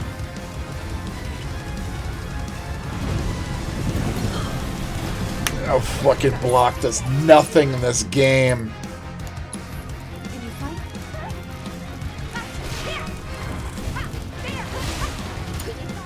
So it's my turn? Bless them with your love and grace.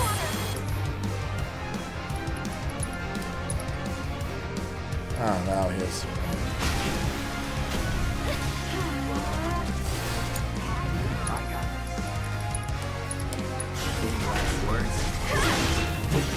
Don't overdo it. I'll show you what I can do. That'll do. Okay, let's go.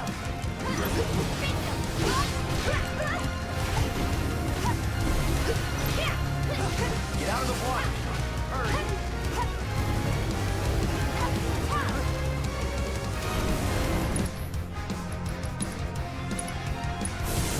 Copy.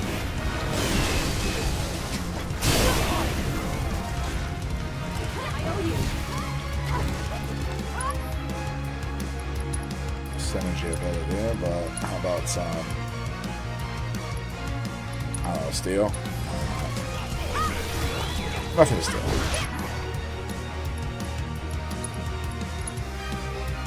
Dive kick. Earth. Arcane Round.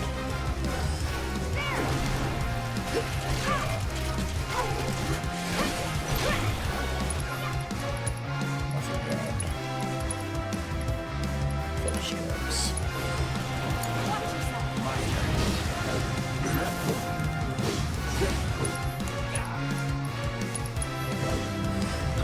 Oh boy.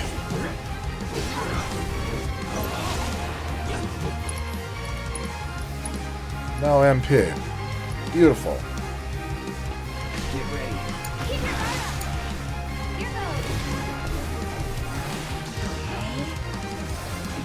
Go on.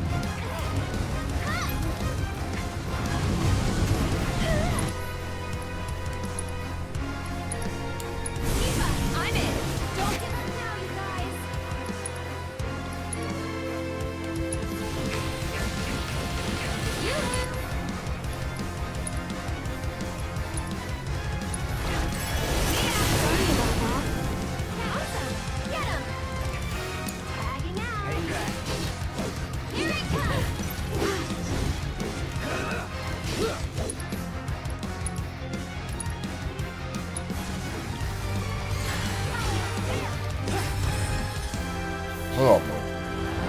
defeated him. I need to give Aerith the healing. Is it gone?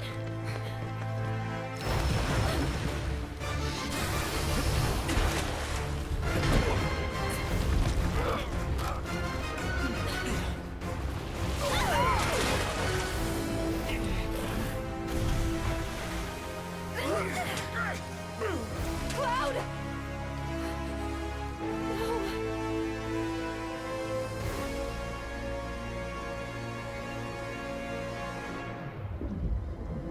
I'm really not a fan of the mashing, the heavy mashing in this game. And then having to cycle back between all of them like this.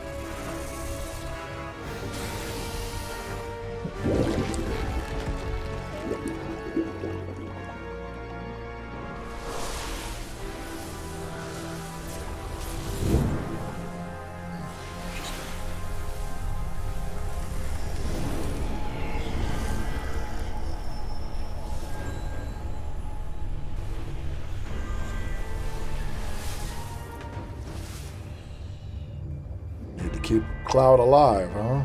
In order for him to bring you back. If he dies, he doesn't bring you back.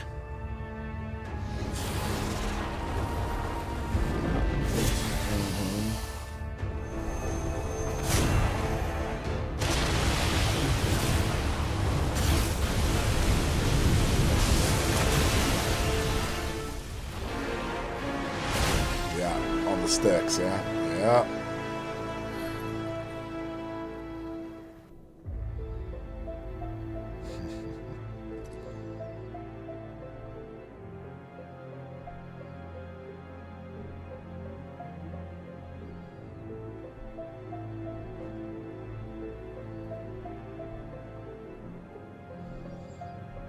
Can't help you everywhere, man. Get up there. Wakey, wakey. You remember who I am? Aerith. It's good to have Luckily, you the back, story Cloud. is really interesting. Combat, I am not a fan of, but I guess you just have to figure it out as I go through. Sephiroth? I knew he was strong, but still.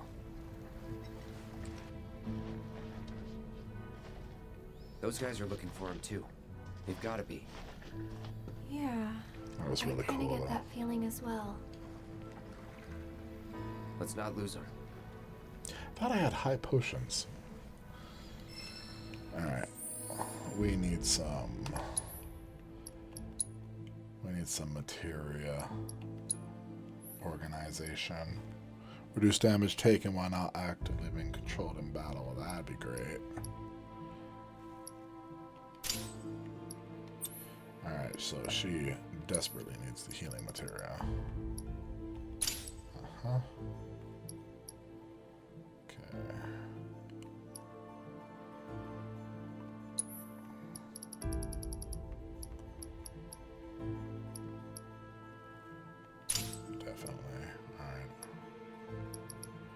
I don't know with this autocast because it's not linked to anything. I don't think it'll do anything. Let's see. And I guess I'll still give her, what was it, wind? So we have fire, healing, ice, lightning. Let's give her lightning. Okay, so we've got healing and lightning with her. Oh, we will keep Cloud as having that as well. Magic power, like she needs that. Yeah. Sorry, Aerith. You go back to this one. Okay. You're gonna need chakras. Her own thing. Steel's good. I guess Blizzard's alright. So she's okay, but yeah, we need the cure. So let's assess. Okay. It should help things a little bit. Honestly though, what was up with not having the high potions I had before. I don't have that anymore.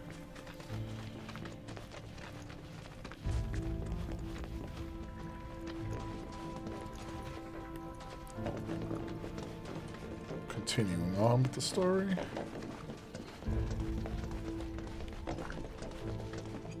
Because you know he messed up the time. He messed up the time continuum. What was supposed to happen. So it's like it's a remake, but not a remake, you know? But it's like since he messed up the timeline, he also needs to ensure Cloud revives his butt.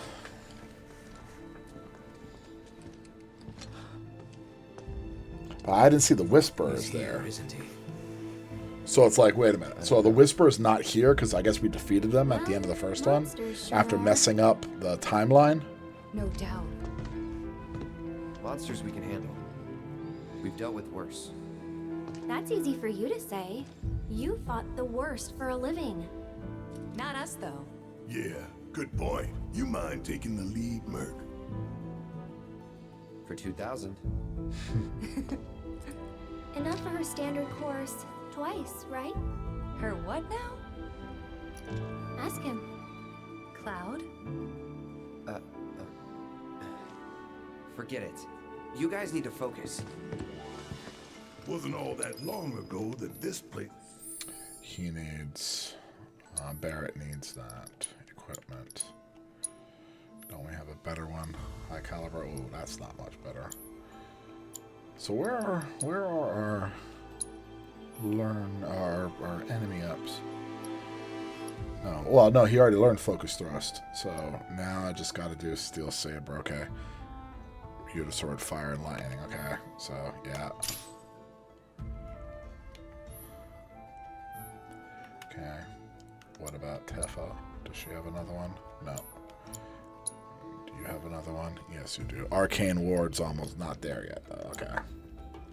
Focus Shot's not there. Stardust is there, so he can use a new one. Focus Dust is there. Alright. Kick. Sure, her one is in there. Okay, okay. This was a working mithril mine. Y'all know about mithril, right? Not anything specific, no. It's pretty tough. And beautiful besides. Right on both counts. But what you might not realize is just how rare it is. Never been found outside of these caves, in fact. And I ought to know. Worked in a mine myself back in the day. Hard not to learn about the life we live in. Should we pick up a few souvenirs then? Good, but probably not worth it. Shinra's been churning out stuff made with more durable alloys for years now. Even got that signature mithril sheen and everything. Probably refined with materia too. Look at you, Mr. Shinra expert.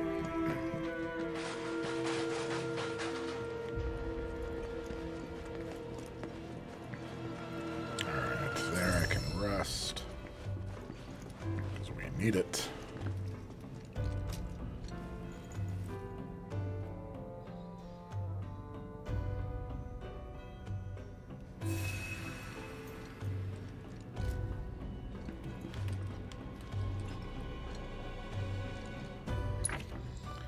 Alright. Photos. Yeah.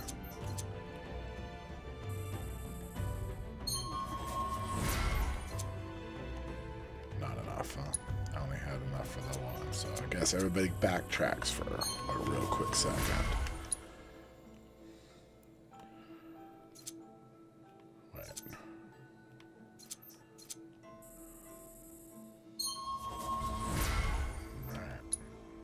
Aerith.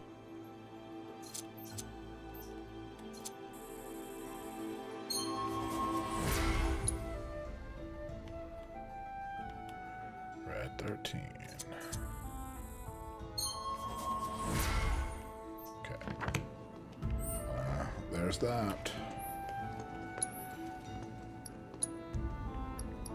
Take 3 of them. That's all my guild, though.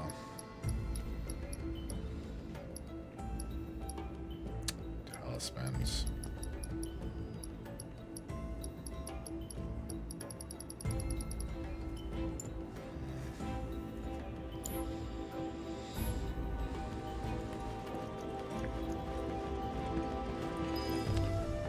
Yourmonger is the one I kept thinking of every time I saw the giant serpent. Giant serpent that swallowed the world. Yourmonger. Or Yourmonger.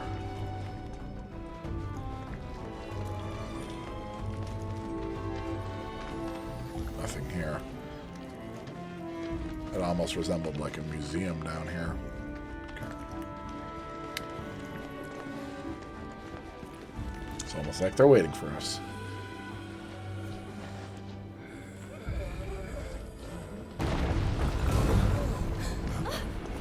Shit.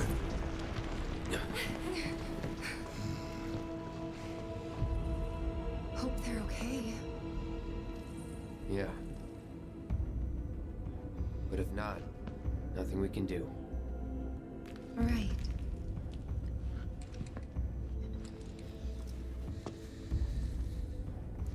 I don't know. We shouldn't just leave them. See what they all offer, Cloud? I will check. Okay, I'll come too. Nah, you stay. I know what I'm doing down here. You don't. Last thing we need is you getting hurt on us. I'll accompany him. I'm no stranger to caves. I wonder what would have happened if this was not my party. I mean, thank you.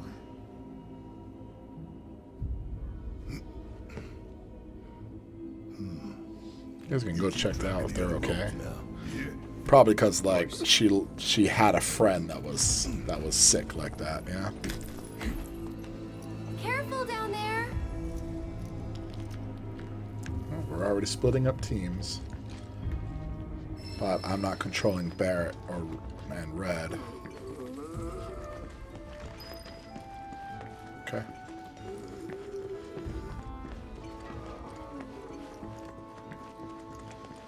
And we have snakes. Deal with that. See, I actually gave Cloud instructions. Gotcha. I'll take care of them. Let's go.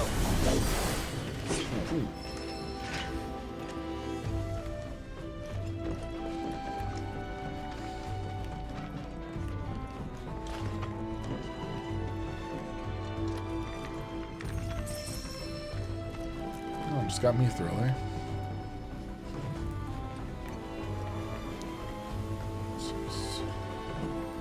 Materia. AP up. I like that. Allows me to start it from the beginning.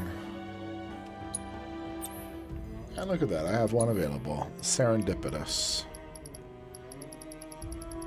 AP up. Wow, it's maxed.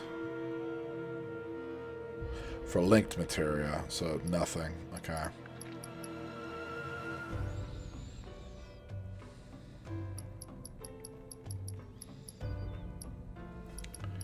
So, HP up for our boy Cloud.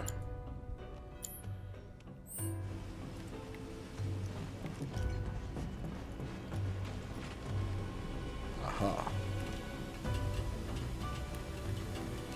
I'm like holding the O button to see if I slide down. Shoot. Let's do this. Don't overdo it.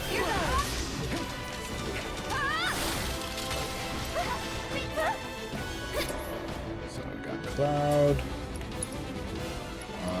His abilities. Let's go Firebolt Blade for this guy. I can do Hard Blade. Arcane Wind. Tifa. Let's go back to Tifa. I prefer this right here. Way better.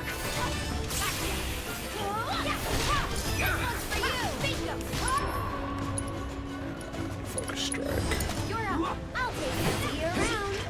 Okay.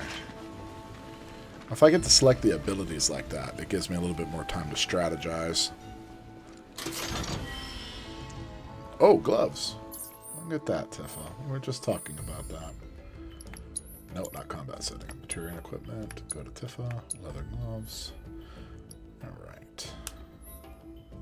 A little less on attack, but maybe we can resolve that. So we got the HP ups. What does she need? No combined anything yet. Apparently that's becoming more rare. Alright, so healing, ice. We need wind. There we go. Okay. There we go. And then just to double check, the saber. No. This saber itself. No. What am I doing? I'm taking a look at it. And prioritizing attack. Okay. I need to make sure I do that with all of them. She prioritized defense, even on this one. She's not there yet, but okay. Yep. So far, I'm just gonna kind of build them all like that. It might be boring, but it's part of the plan. Okay. Like we were heading down anyway. What are we at? 2 hours.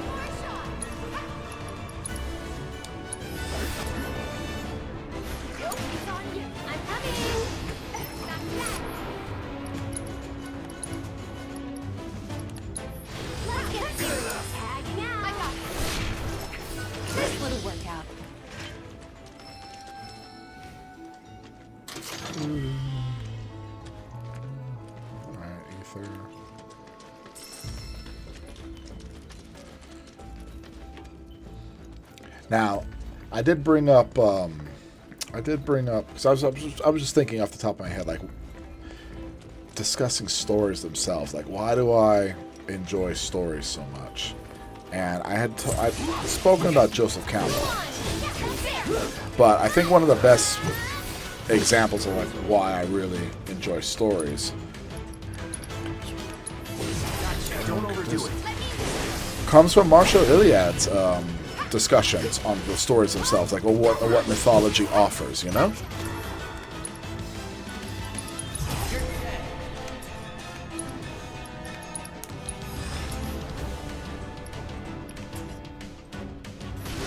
Nothing doing.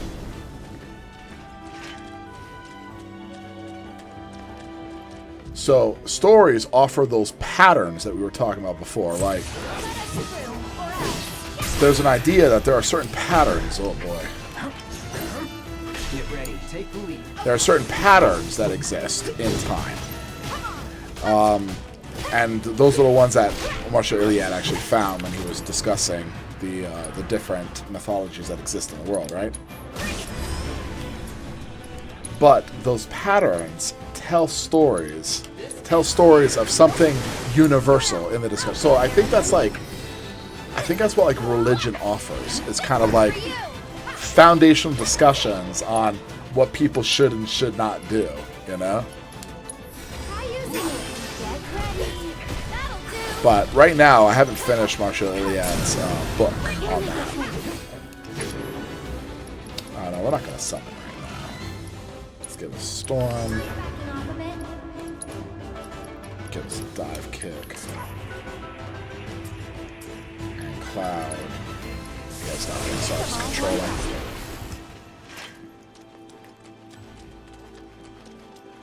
So stories give us a deeper insight into the unification principles that seem to exist throughout time. Give us hints of the Platonic forms themselves. And more so, even meditating on the stories brings you closer to the unification principle. So you don't even need to believe in God for that. If you think about it, okay. You don't even need to think about, you don't even need to believe in God for this.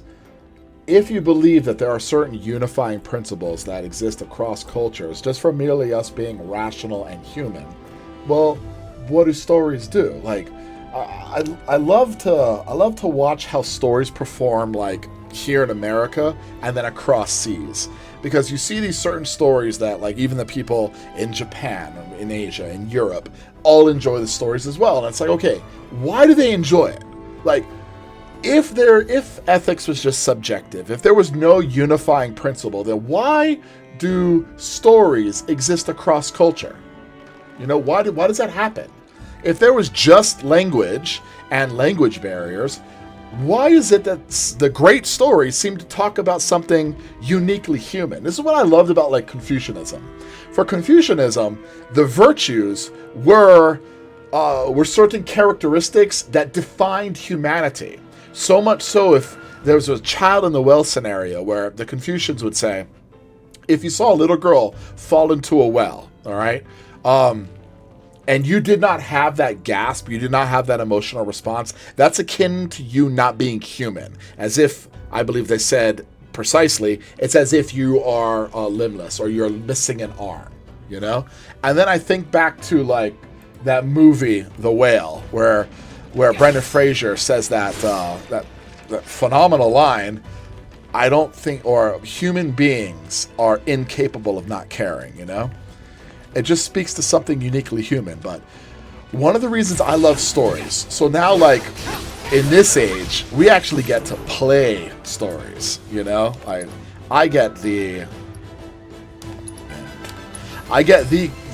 unique pleasure of actually playing from the point of view of a particular hero, you know? And that is, well, first of all, it's an amazing thing.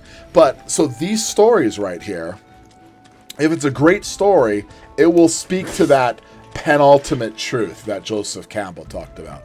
It will speak to that unifying principle. I feel like I fought this guy already. Yeah, I'm getting turned around.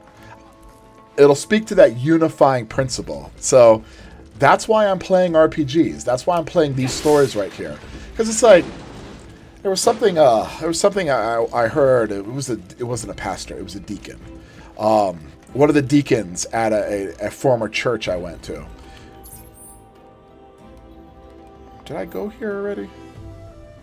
Oh my goodness, I'm getting turned around. No, what?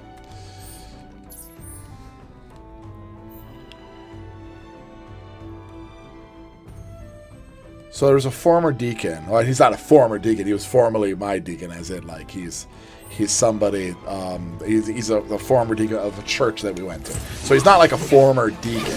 He's kind of my former deacon, because we have since changed churches.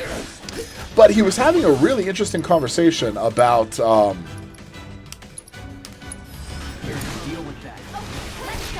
the concept that the soil needs to be good in order for you to produce good fruit. So good soil produces a fruitful harvest. And it's like, all right, so you can take a look at that saying, good soil produces a fruitful harvest. And you can read that. Oh, see, that was the treasure I got already. So yeah, I need to head this way. You can read that and you can be like, well, obviously the soil needs to be rich and dark and rich in order to produce fruit or whatever you're planting, right? Or you could look at that and say, or you could look at that and equally, and maybe even more profoundly, say, I have to teach my kids the right way to do things. I have to give them a strong moral compass in order for them to be good individuals. Now, both of those are right? Good soil produces a fruitful harvest. That is correct. It's one of those scientific. It's one of those scientific truths we were talking about before, the ought from the is, right? But one of them is just a little bit more profound, right? It's your turn. Good block right there.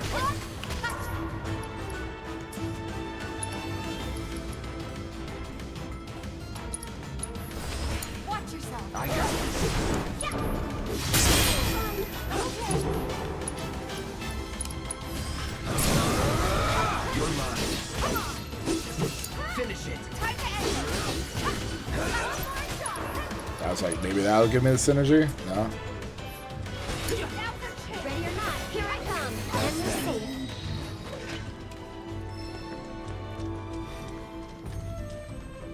Both of them are true.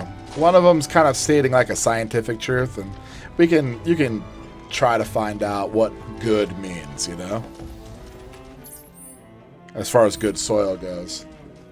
But one of them, because I'm not a farmer, is just a little bit more important than the other, right?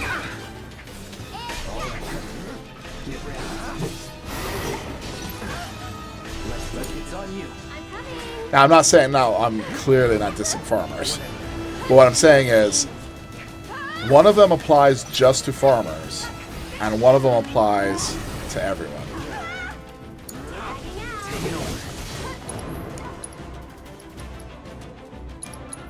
Take the lead. Oh, it's on you. Gotcha. I keep my distance if I were you. Go on. I think we're almost done. There we go. Tifa is now level 20. Okay, here's another one. So what great stories do is essentially they tell a story that's applicable to everyone. And the test for that is how well they communicate across different cultures and across time. And that's why I like stories. And that's what Joseph Cample meant when he said, like, mythology is, it's like human psychology misread as mythology or something to that effect. L2.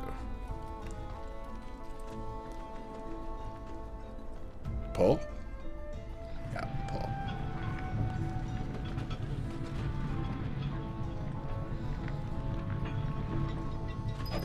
So when I'm playing these stories, when I'm playing through certain points of view, some will look at that and be like, well, you know, you're just reading into things, you know? But I would say what I'm looking for is to learn something deeper than just what's on the surface. I'm looking for something deeper than just soil. Good soil produces a fruitful harvest. I'm looking for something deeper, some kind of more deeper insight that's like, What's that? have faith that if you teach your children or imbue your children with a good, strong moral compass, that they'll be all right through when they go through their life, you know? And that is a leap of faith, because a lot of people will focus just on the practicality, you know? That's a product of human education. There was Maxwell Weber. He did a study looking at the different forms of learning that from America versus Germany. I think it was like Eastern Europe or something like that. I could be wrong. Maxwell Weber might have been Russian. Regardless, that's not important. He was discussing the differences between an American education and like a European education. And one of the big differences in American education was always on the practicality. But it was almost because of that pure practicality, they would look at their triple slash. They would look at their teachers and be like, you know what, just shut up and teach me what I need in order to survive or succeed, you know? It's like, I'm not here to try to be a good person. Just shut up and tell me how to do the job, you know? And that is against the grain of the way, you know, I teach my own kids, or even what I enjoy about philosophy itself, you know? So that's what I was saying. It is a leap of faith. It is a leap of faith that imbuing your children with morality and then trying to be good individuals. It's kind of like a leap of faith there. I should probably transmigrate a little bit more, right? What's the mist potion? What does it do? Oh, restores a good amount of HP. What does the potion do?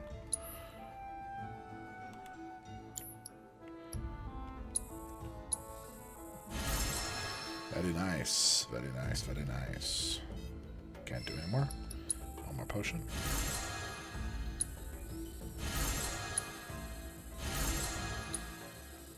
Quite a bit, actually.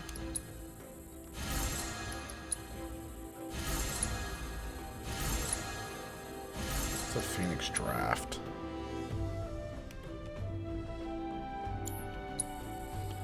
One I haven't created yet, so might as well.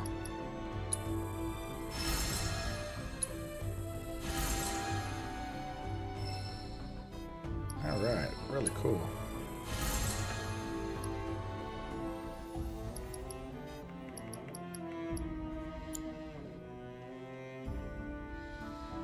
Items.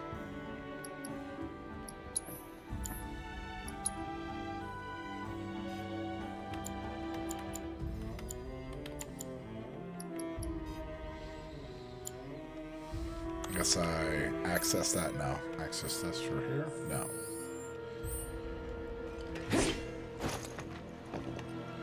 Command menu. There we go. I have a bunch of high potions now, eh?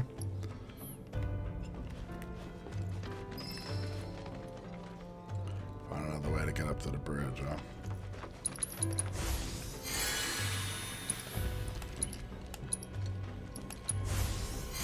Ash, that's who needs it. This. More sage. So can I push this? Yes. Maybe climb up it.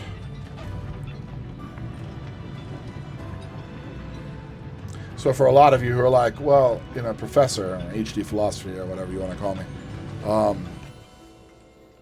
why do you focus so much on stories? Like, you bring a lot of philosophy into stories, but can't you just read philosophy into anything? It's like, well, if it makes sense to you, that seems to demonstrate something right there, that the very fact that I can communicate these things to you and it makes sense to you, well, that means something right there, you know? Am I supposed to go down that?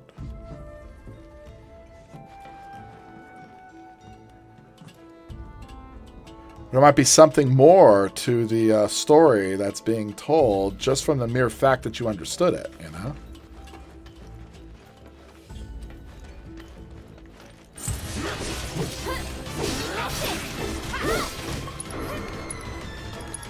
Don't overdo it. So it's my turn? That's that.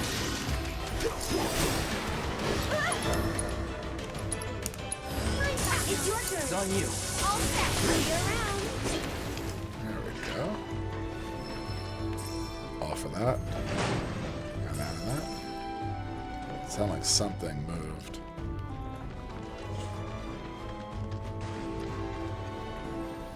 Is this the way I'm supposed to go?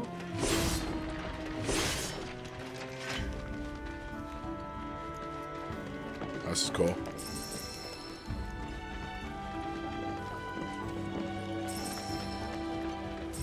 No, this is definitely the side mission. Good. Haha. Chunks of titanium. Yeah, titanium.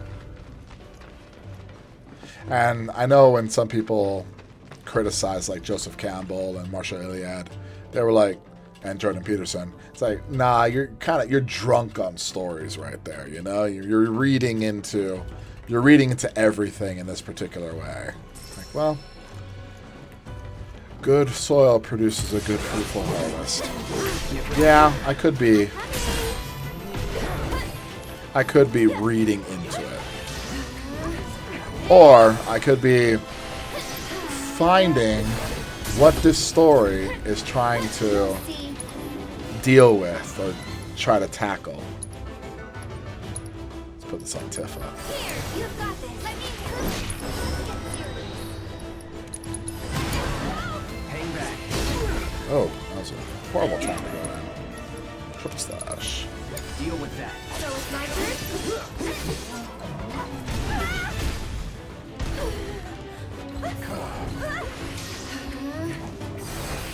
Go on! Get him! Wait, no. I thought you had a heal. Oh, was that only the other one? Ah, bummer.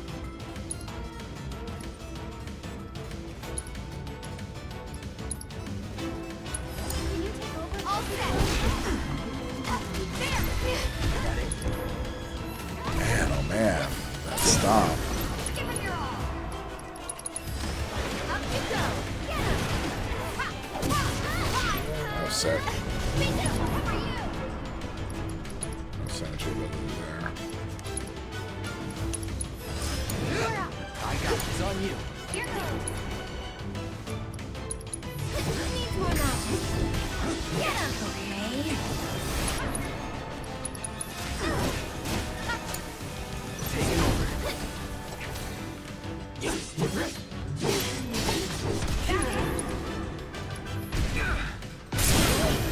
Going in.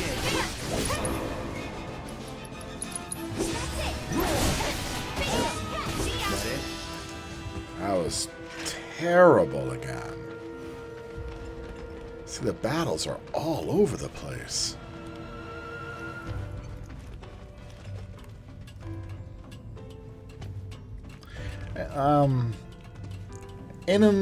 In a certain way, doesn't the story become a little bit more alive? Because it's almost like the story is teaching me. Sephiroth eluded me for years. I loved the character, but his motivation always seemed odd to me, you know? Like why he would turn against everyone when he had this duty. I don't see any black robes. Did we lose them? Still got time. And he was great. And he was like idolized, you know? Now obviously I didn't know his duty before. It was just, you know, he was an ex-soldier. But then when we played Crisis Core, we really learned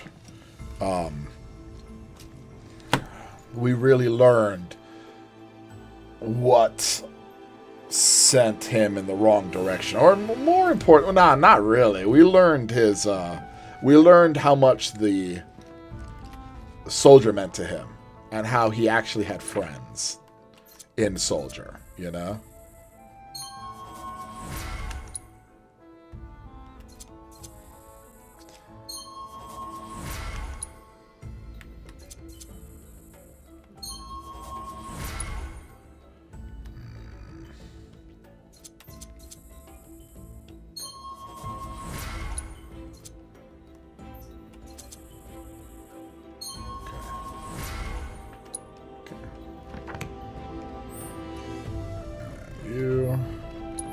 What do we got?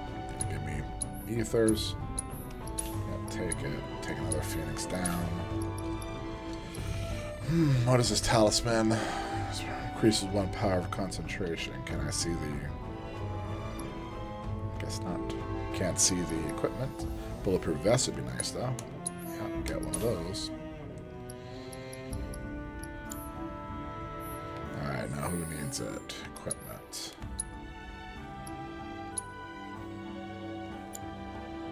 Is this where the vest comes in? Yep. Defense. Bow strength. So, our defensive person. Ooh.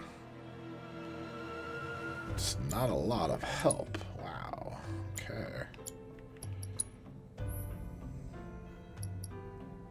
That helps her all around. Okay.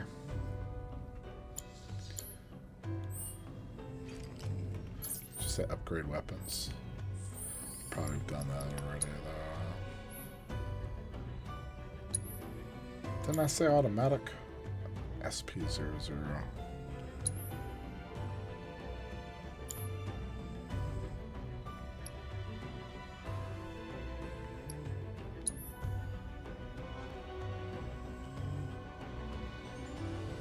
I'm guessing it's auto. Yeah, it's auto upgraded. So, okay. Just don't know, I don't know the 30 out of 40 there. But like I was saying, in that way, the text is kind of alive. The text becomes a teacher, you know? And I guess it's because of my love of philosophy, you know? That I want to have that relationship with the text where I learn in that specific way, you know? So tell me about Reno. He holding up okay? He's been through worse. He's been instructed to take some time to himself. To relax. Recuperate. Wait. correct me if I'm wrong, but that sounds a lot like a nice, long, all-expenses-paid vacation. Well, more or less. Lucky. Seriously? What are we even doing here? Sorry, but I gotta say it. This mission, it makes no sense. Why are we wasting our time following these hooded weirdos around? Orders are orders. The whys and wherefores are not our concern. Yeesh. Maybe you need a vacation. So about him, Mr. Workaholic. Thoughts? I say we put him down. I mean, that's what Sung would do if he was here. Assholes. Who's there? Sharp ears. Yeah. Had to be catty, huh, Tifa? No freaking way. Avalanche. Feast your eyes on the Turks' latest and greatest, Elena. But you three can call me your worst nightmare. Where's Reno? On vacation. And unfortunately for you, I'm here to fill in. She may be new. Illusions but of she's grandeur. still Turk. And a consummate professional. Illusions of grandeur. I can never get that off first, you know? Okay, go into Punisher. There. Wow. Alright. That's what we're going to focus on, guys. Absolutely.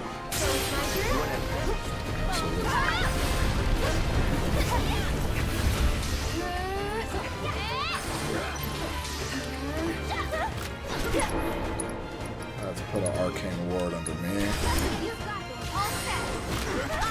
And you.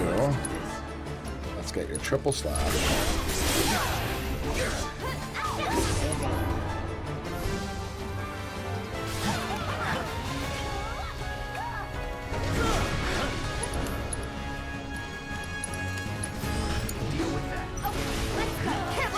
Wait, no, she's pressured.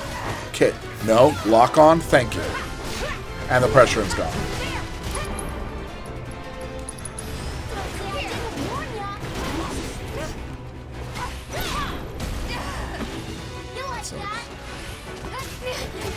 I'm blocking, but, you know. Camera angles all the way on the other side, and... No synergy yet? No. Oh my god.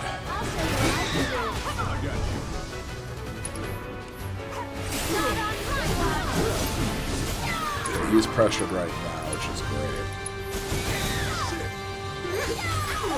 Get ready. Tagging out. You're gonna. Sorry. I can't pull my punches this time.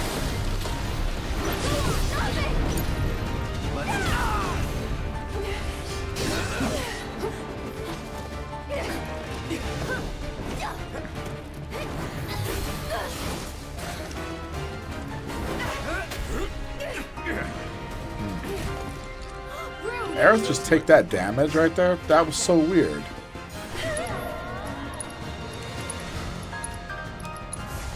Don't overdo it. Here goes.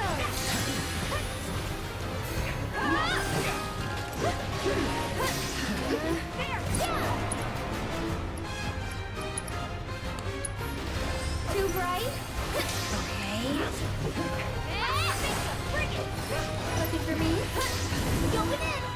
The name's Elena. Big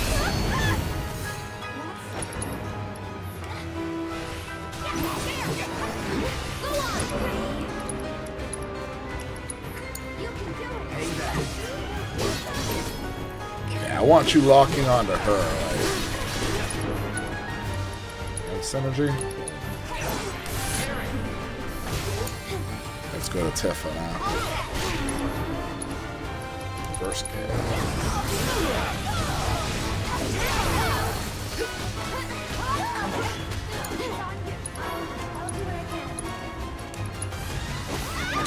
Wow, okay.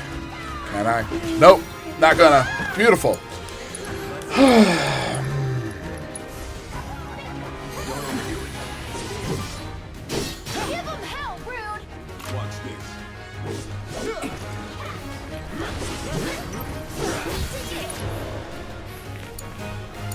That's so interesting.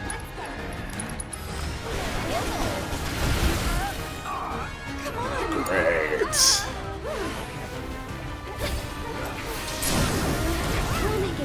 Lend me your strength. Stay strong and I got this.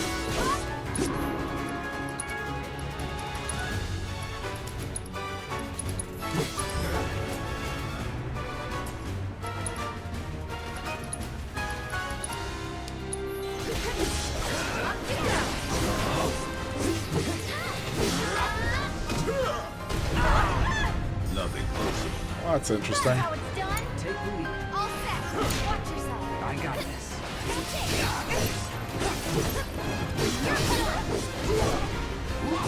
There, she's gone.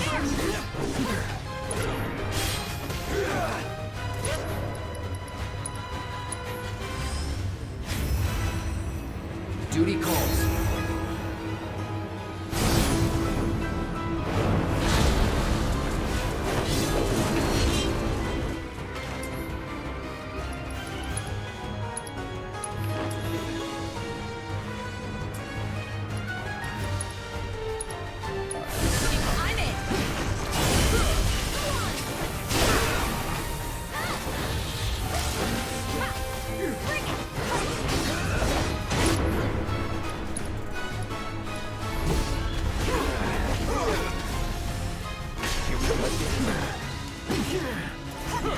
No holdings on you.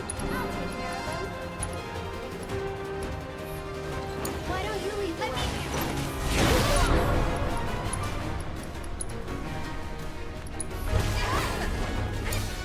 Can you take over?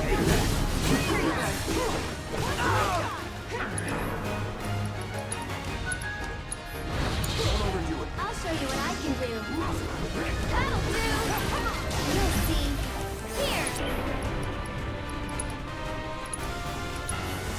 Finish him off. Stay strong.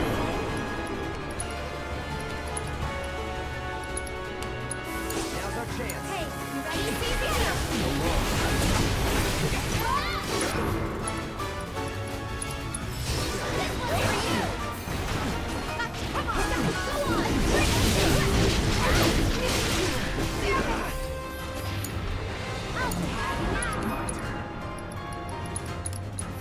Keep it together. It's on you. I'll show you what I can do.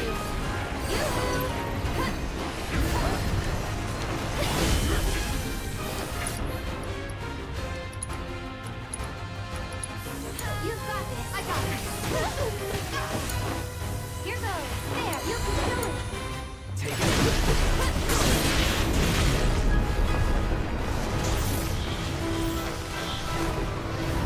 Judgment Bolt.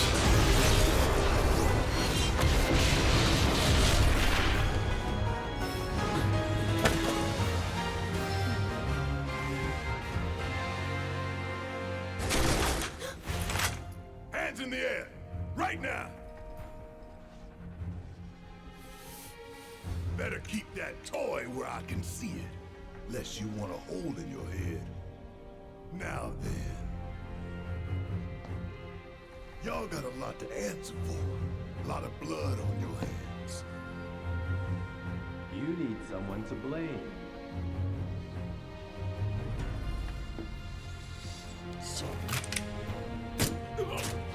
Oh, wow.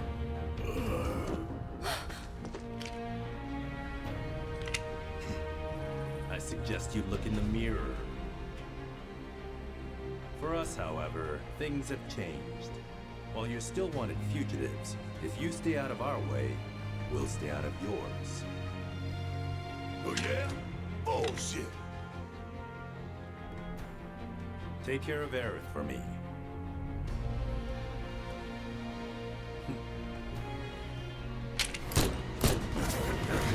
Elena!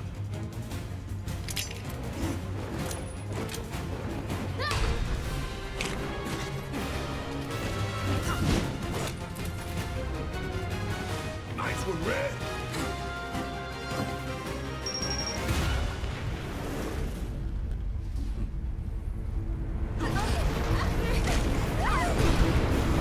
Avalanche.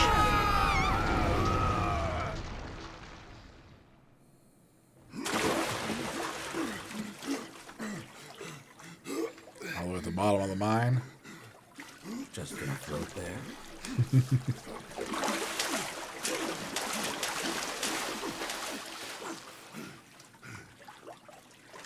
Hey, where are the others?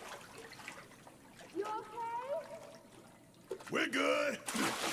Just taking a quick dip to get the crime off. Always looking on the bright side.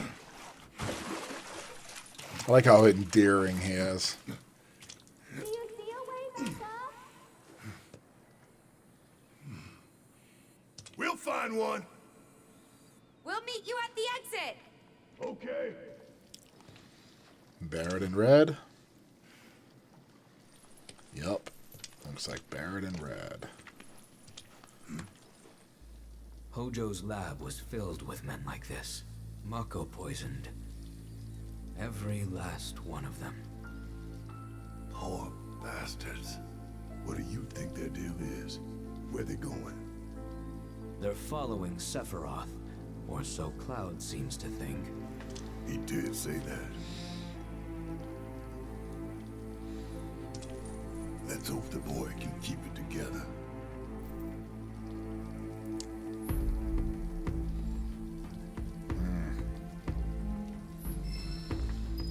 Saving? Alright. And that is where we will leave off for today. Make sure I can save. This is where we're going to start next time. So, thank you all for joining me on this trip through Final Fantasy VII Rebirth.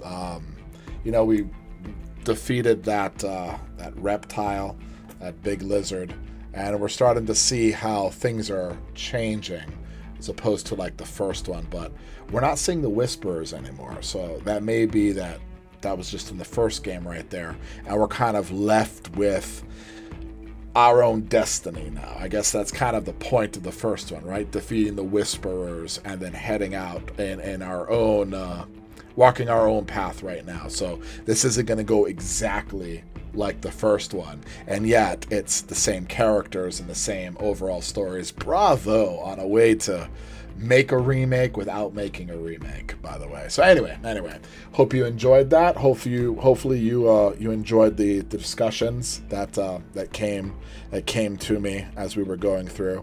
You know, I know a lot of this was spent on like the card game and stuff, and I'm probably going to try to do that stuff on the side because it's the story that I really want to focus on here with you folks. As we're going through the story and trying to figure certain things out, because I still have a lot of questions. I'm really curious on like what Sephiroth learned in order for him to not go mad, but just turn on everything that he had believed in before, you know? And then, in particular, what makes Cloud so special as the hero in this story, you know? What particular ideology is he going to focus on? You know, I noticed the friends are really offering him, are really ironing out his weaknesses as we move forward, and that's phenomenal. Because if you think about it, today I was in this magnificent building while the pastor was preaching, and I just took a moment to kind of look around at the building because they were discussing its like 40th anniversary, and I was like, how many people needed to be involved in order to build this beautiful building that I'm surrounded around? And clearly he was reading scripture, so it's like the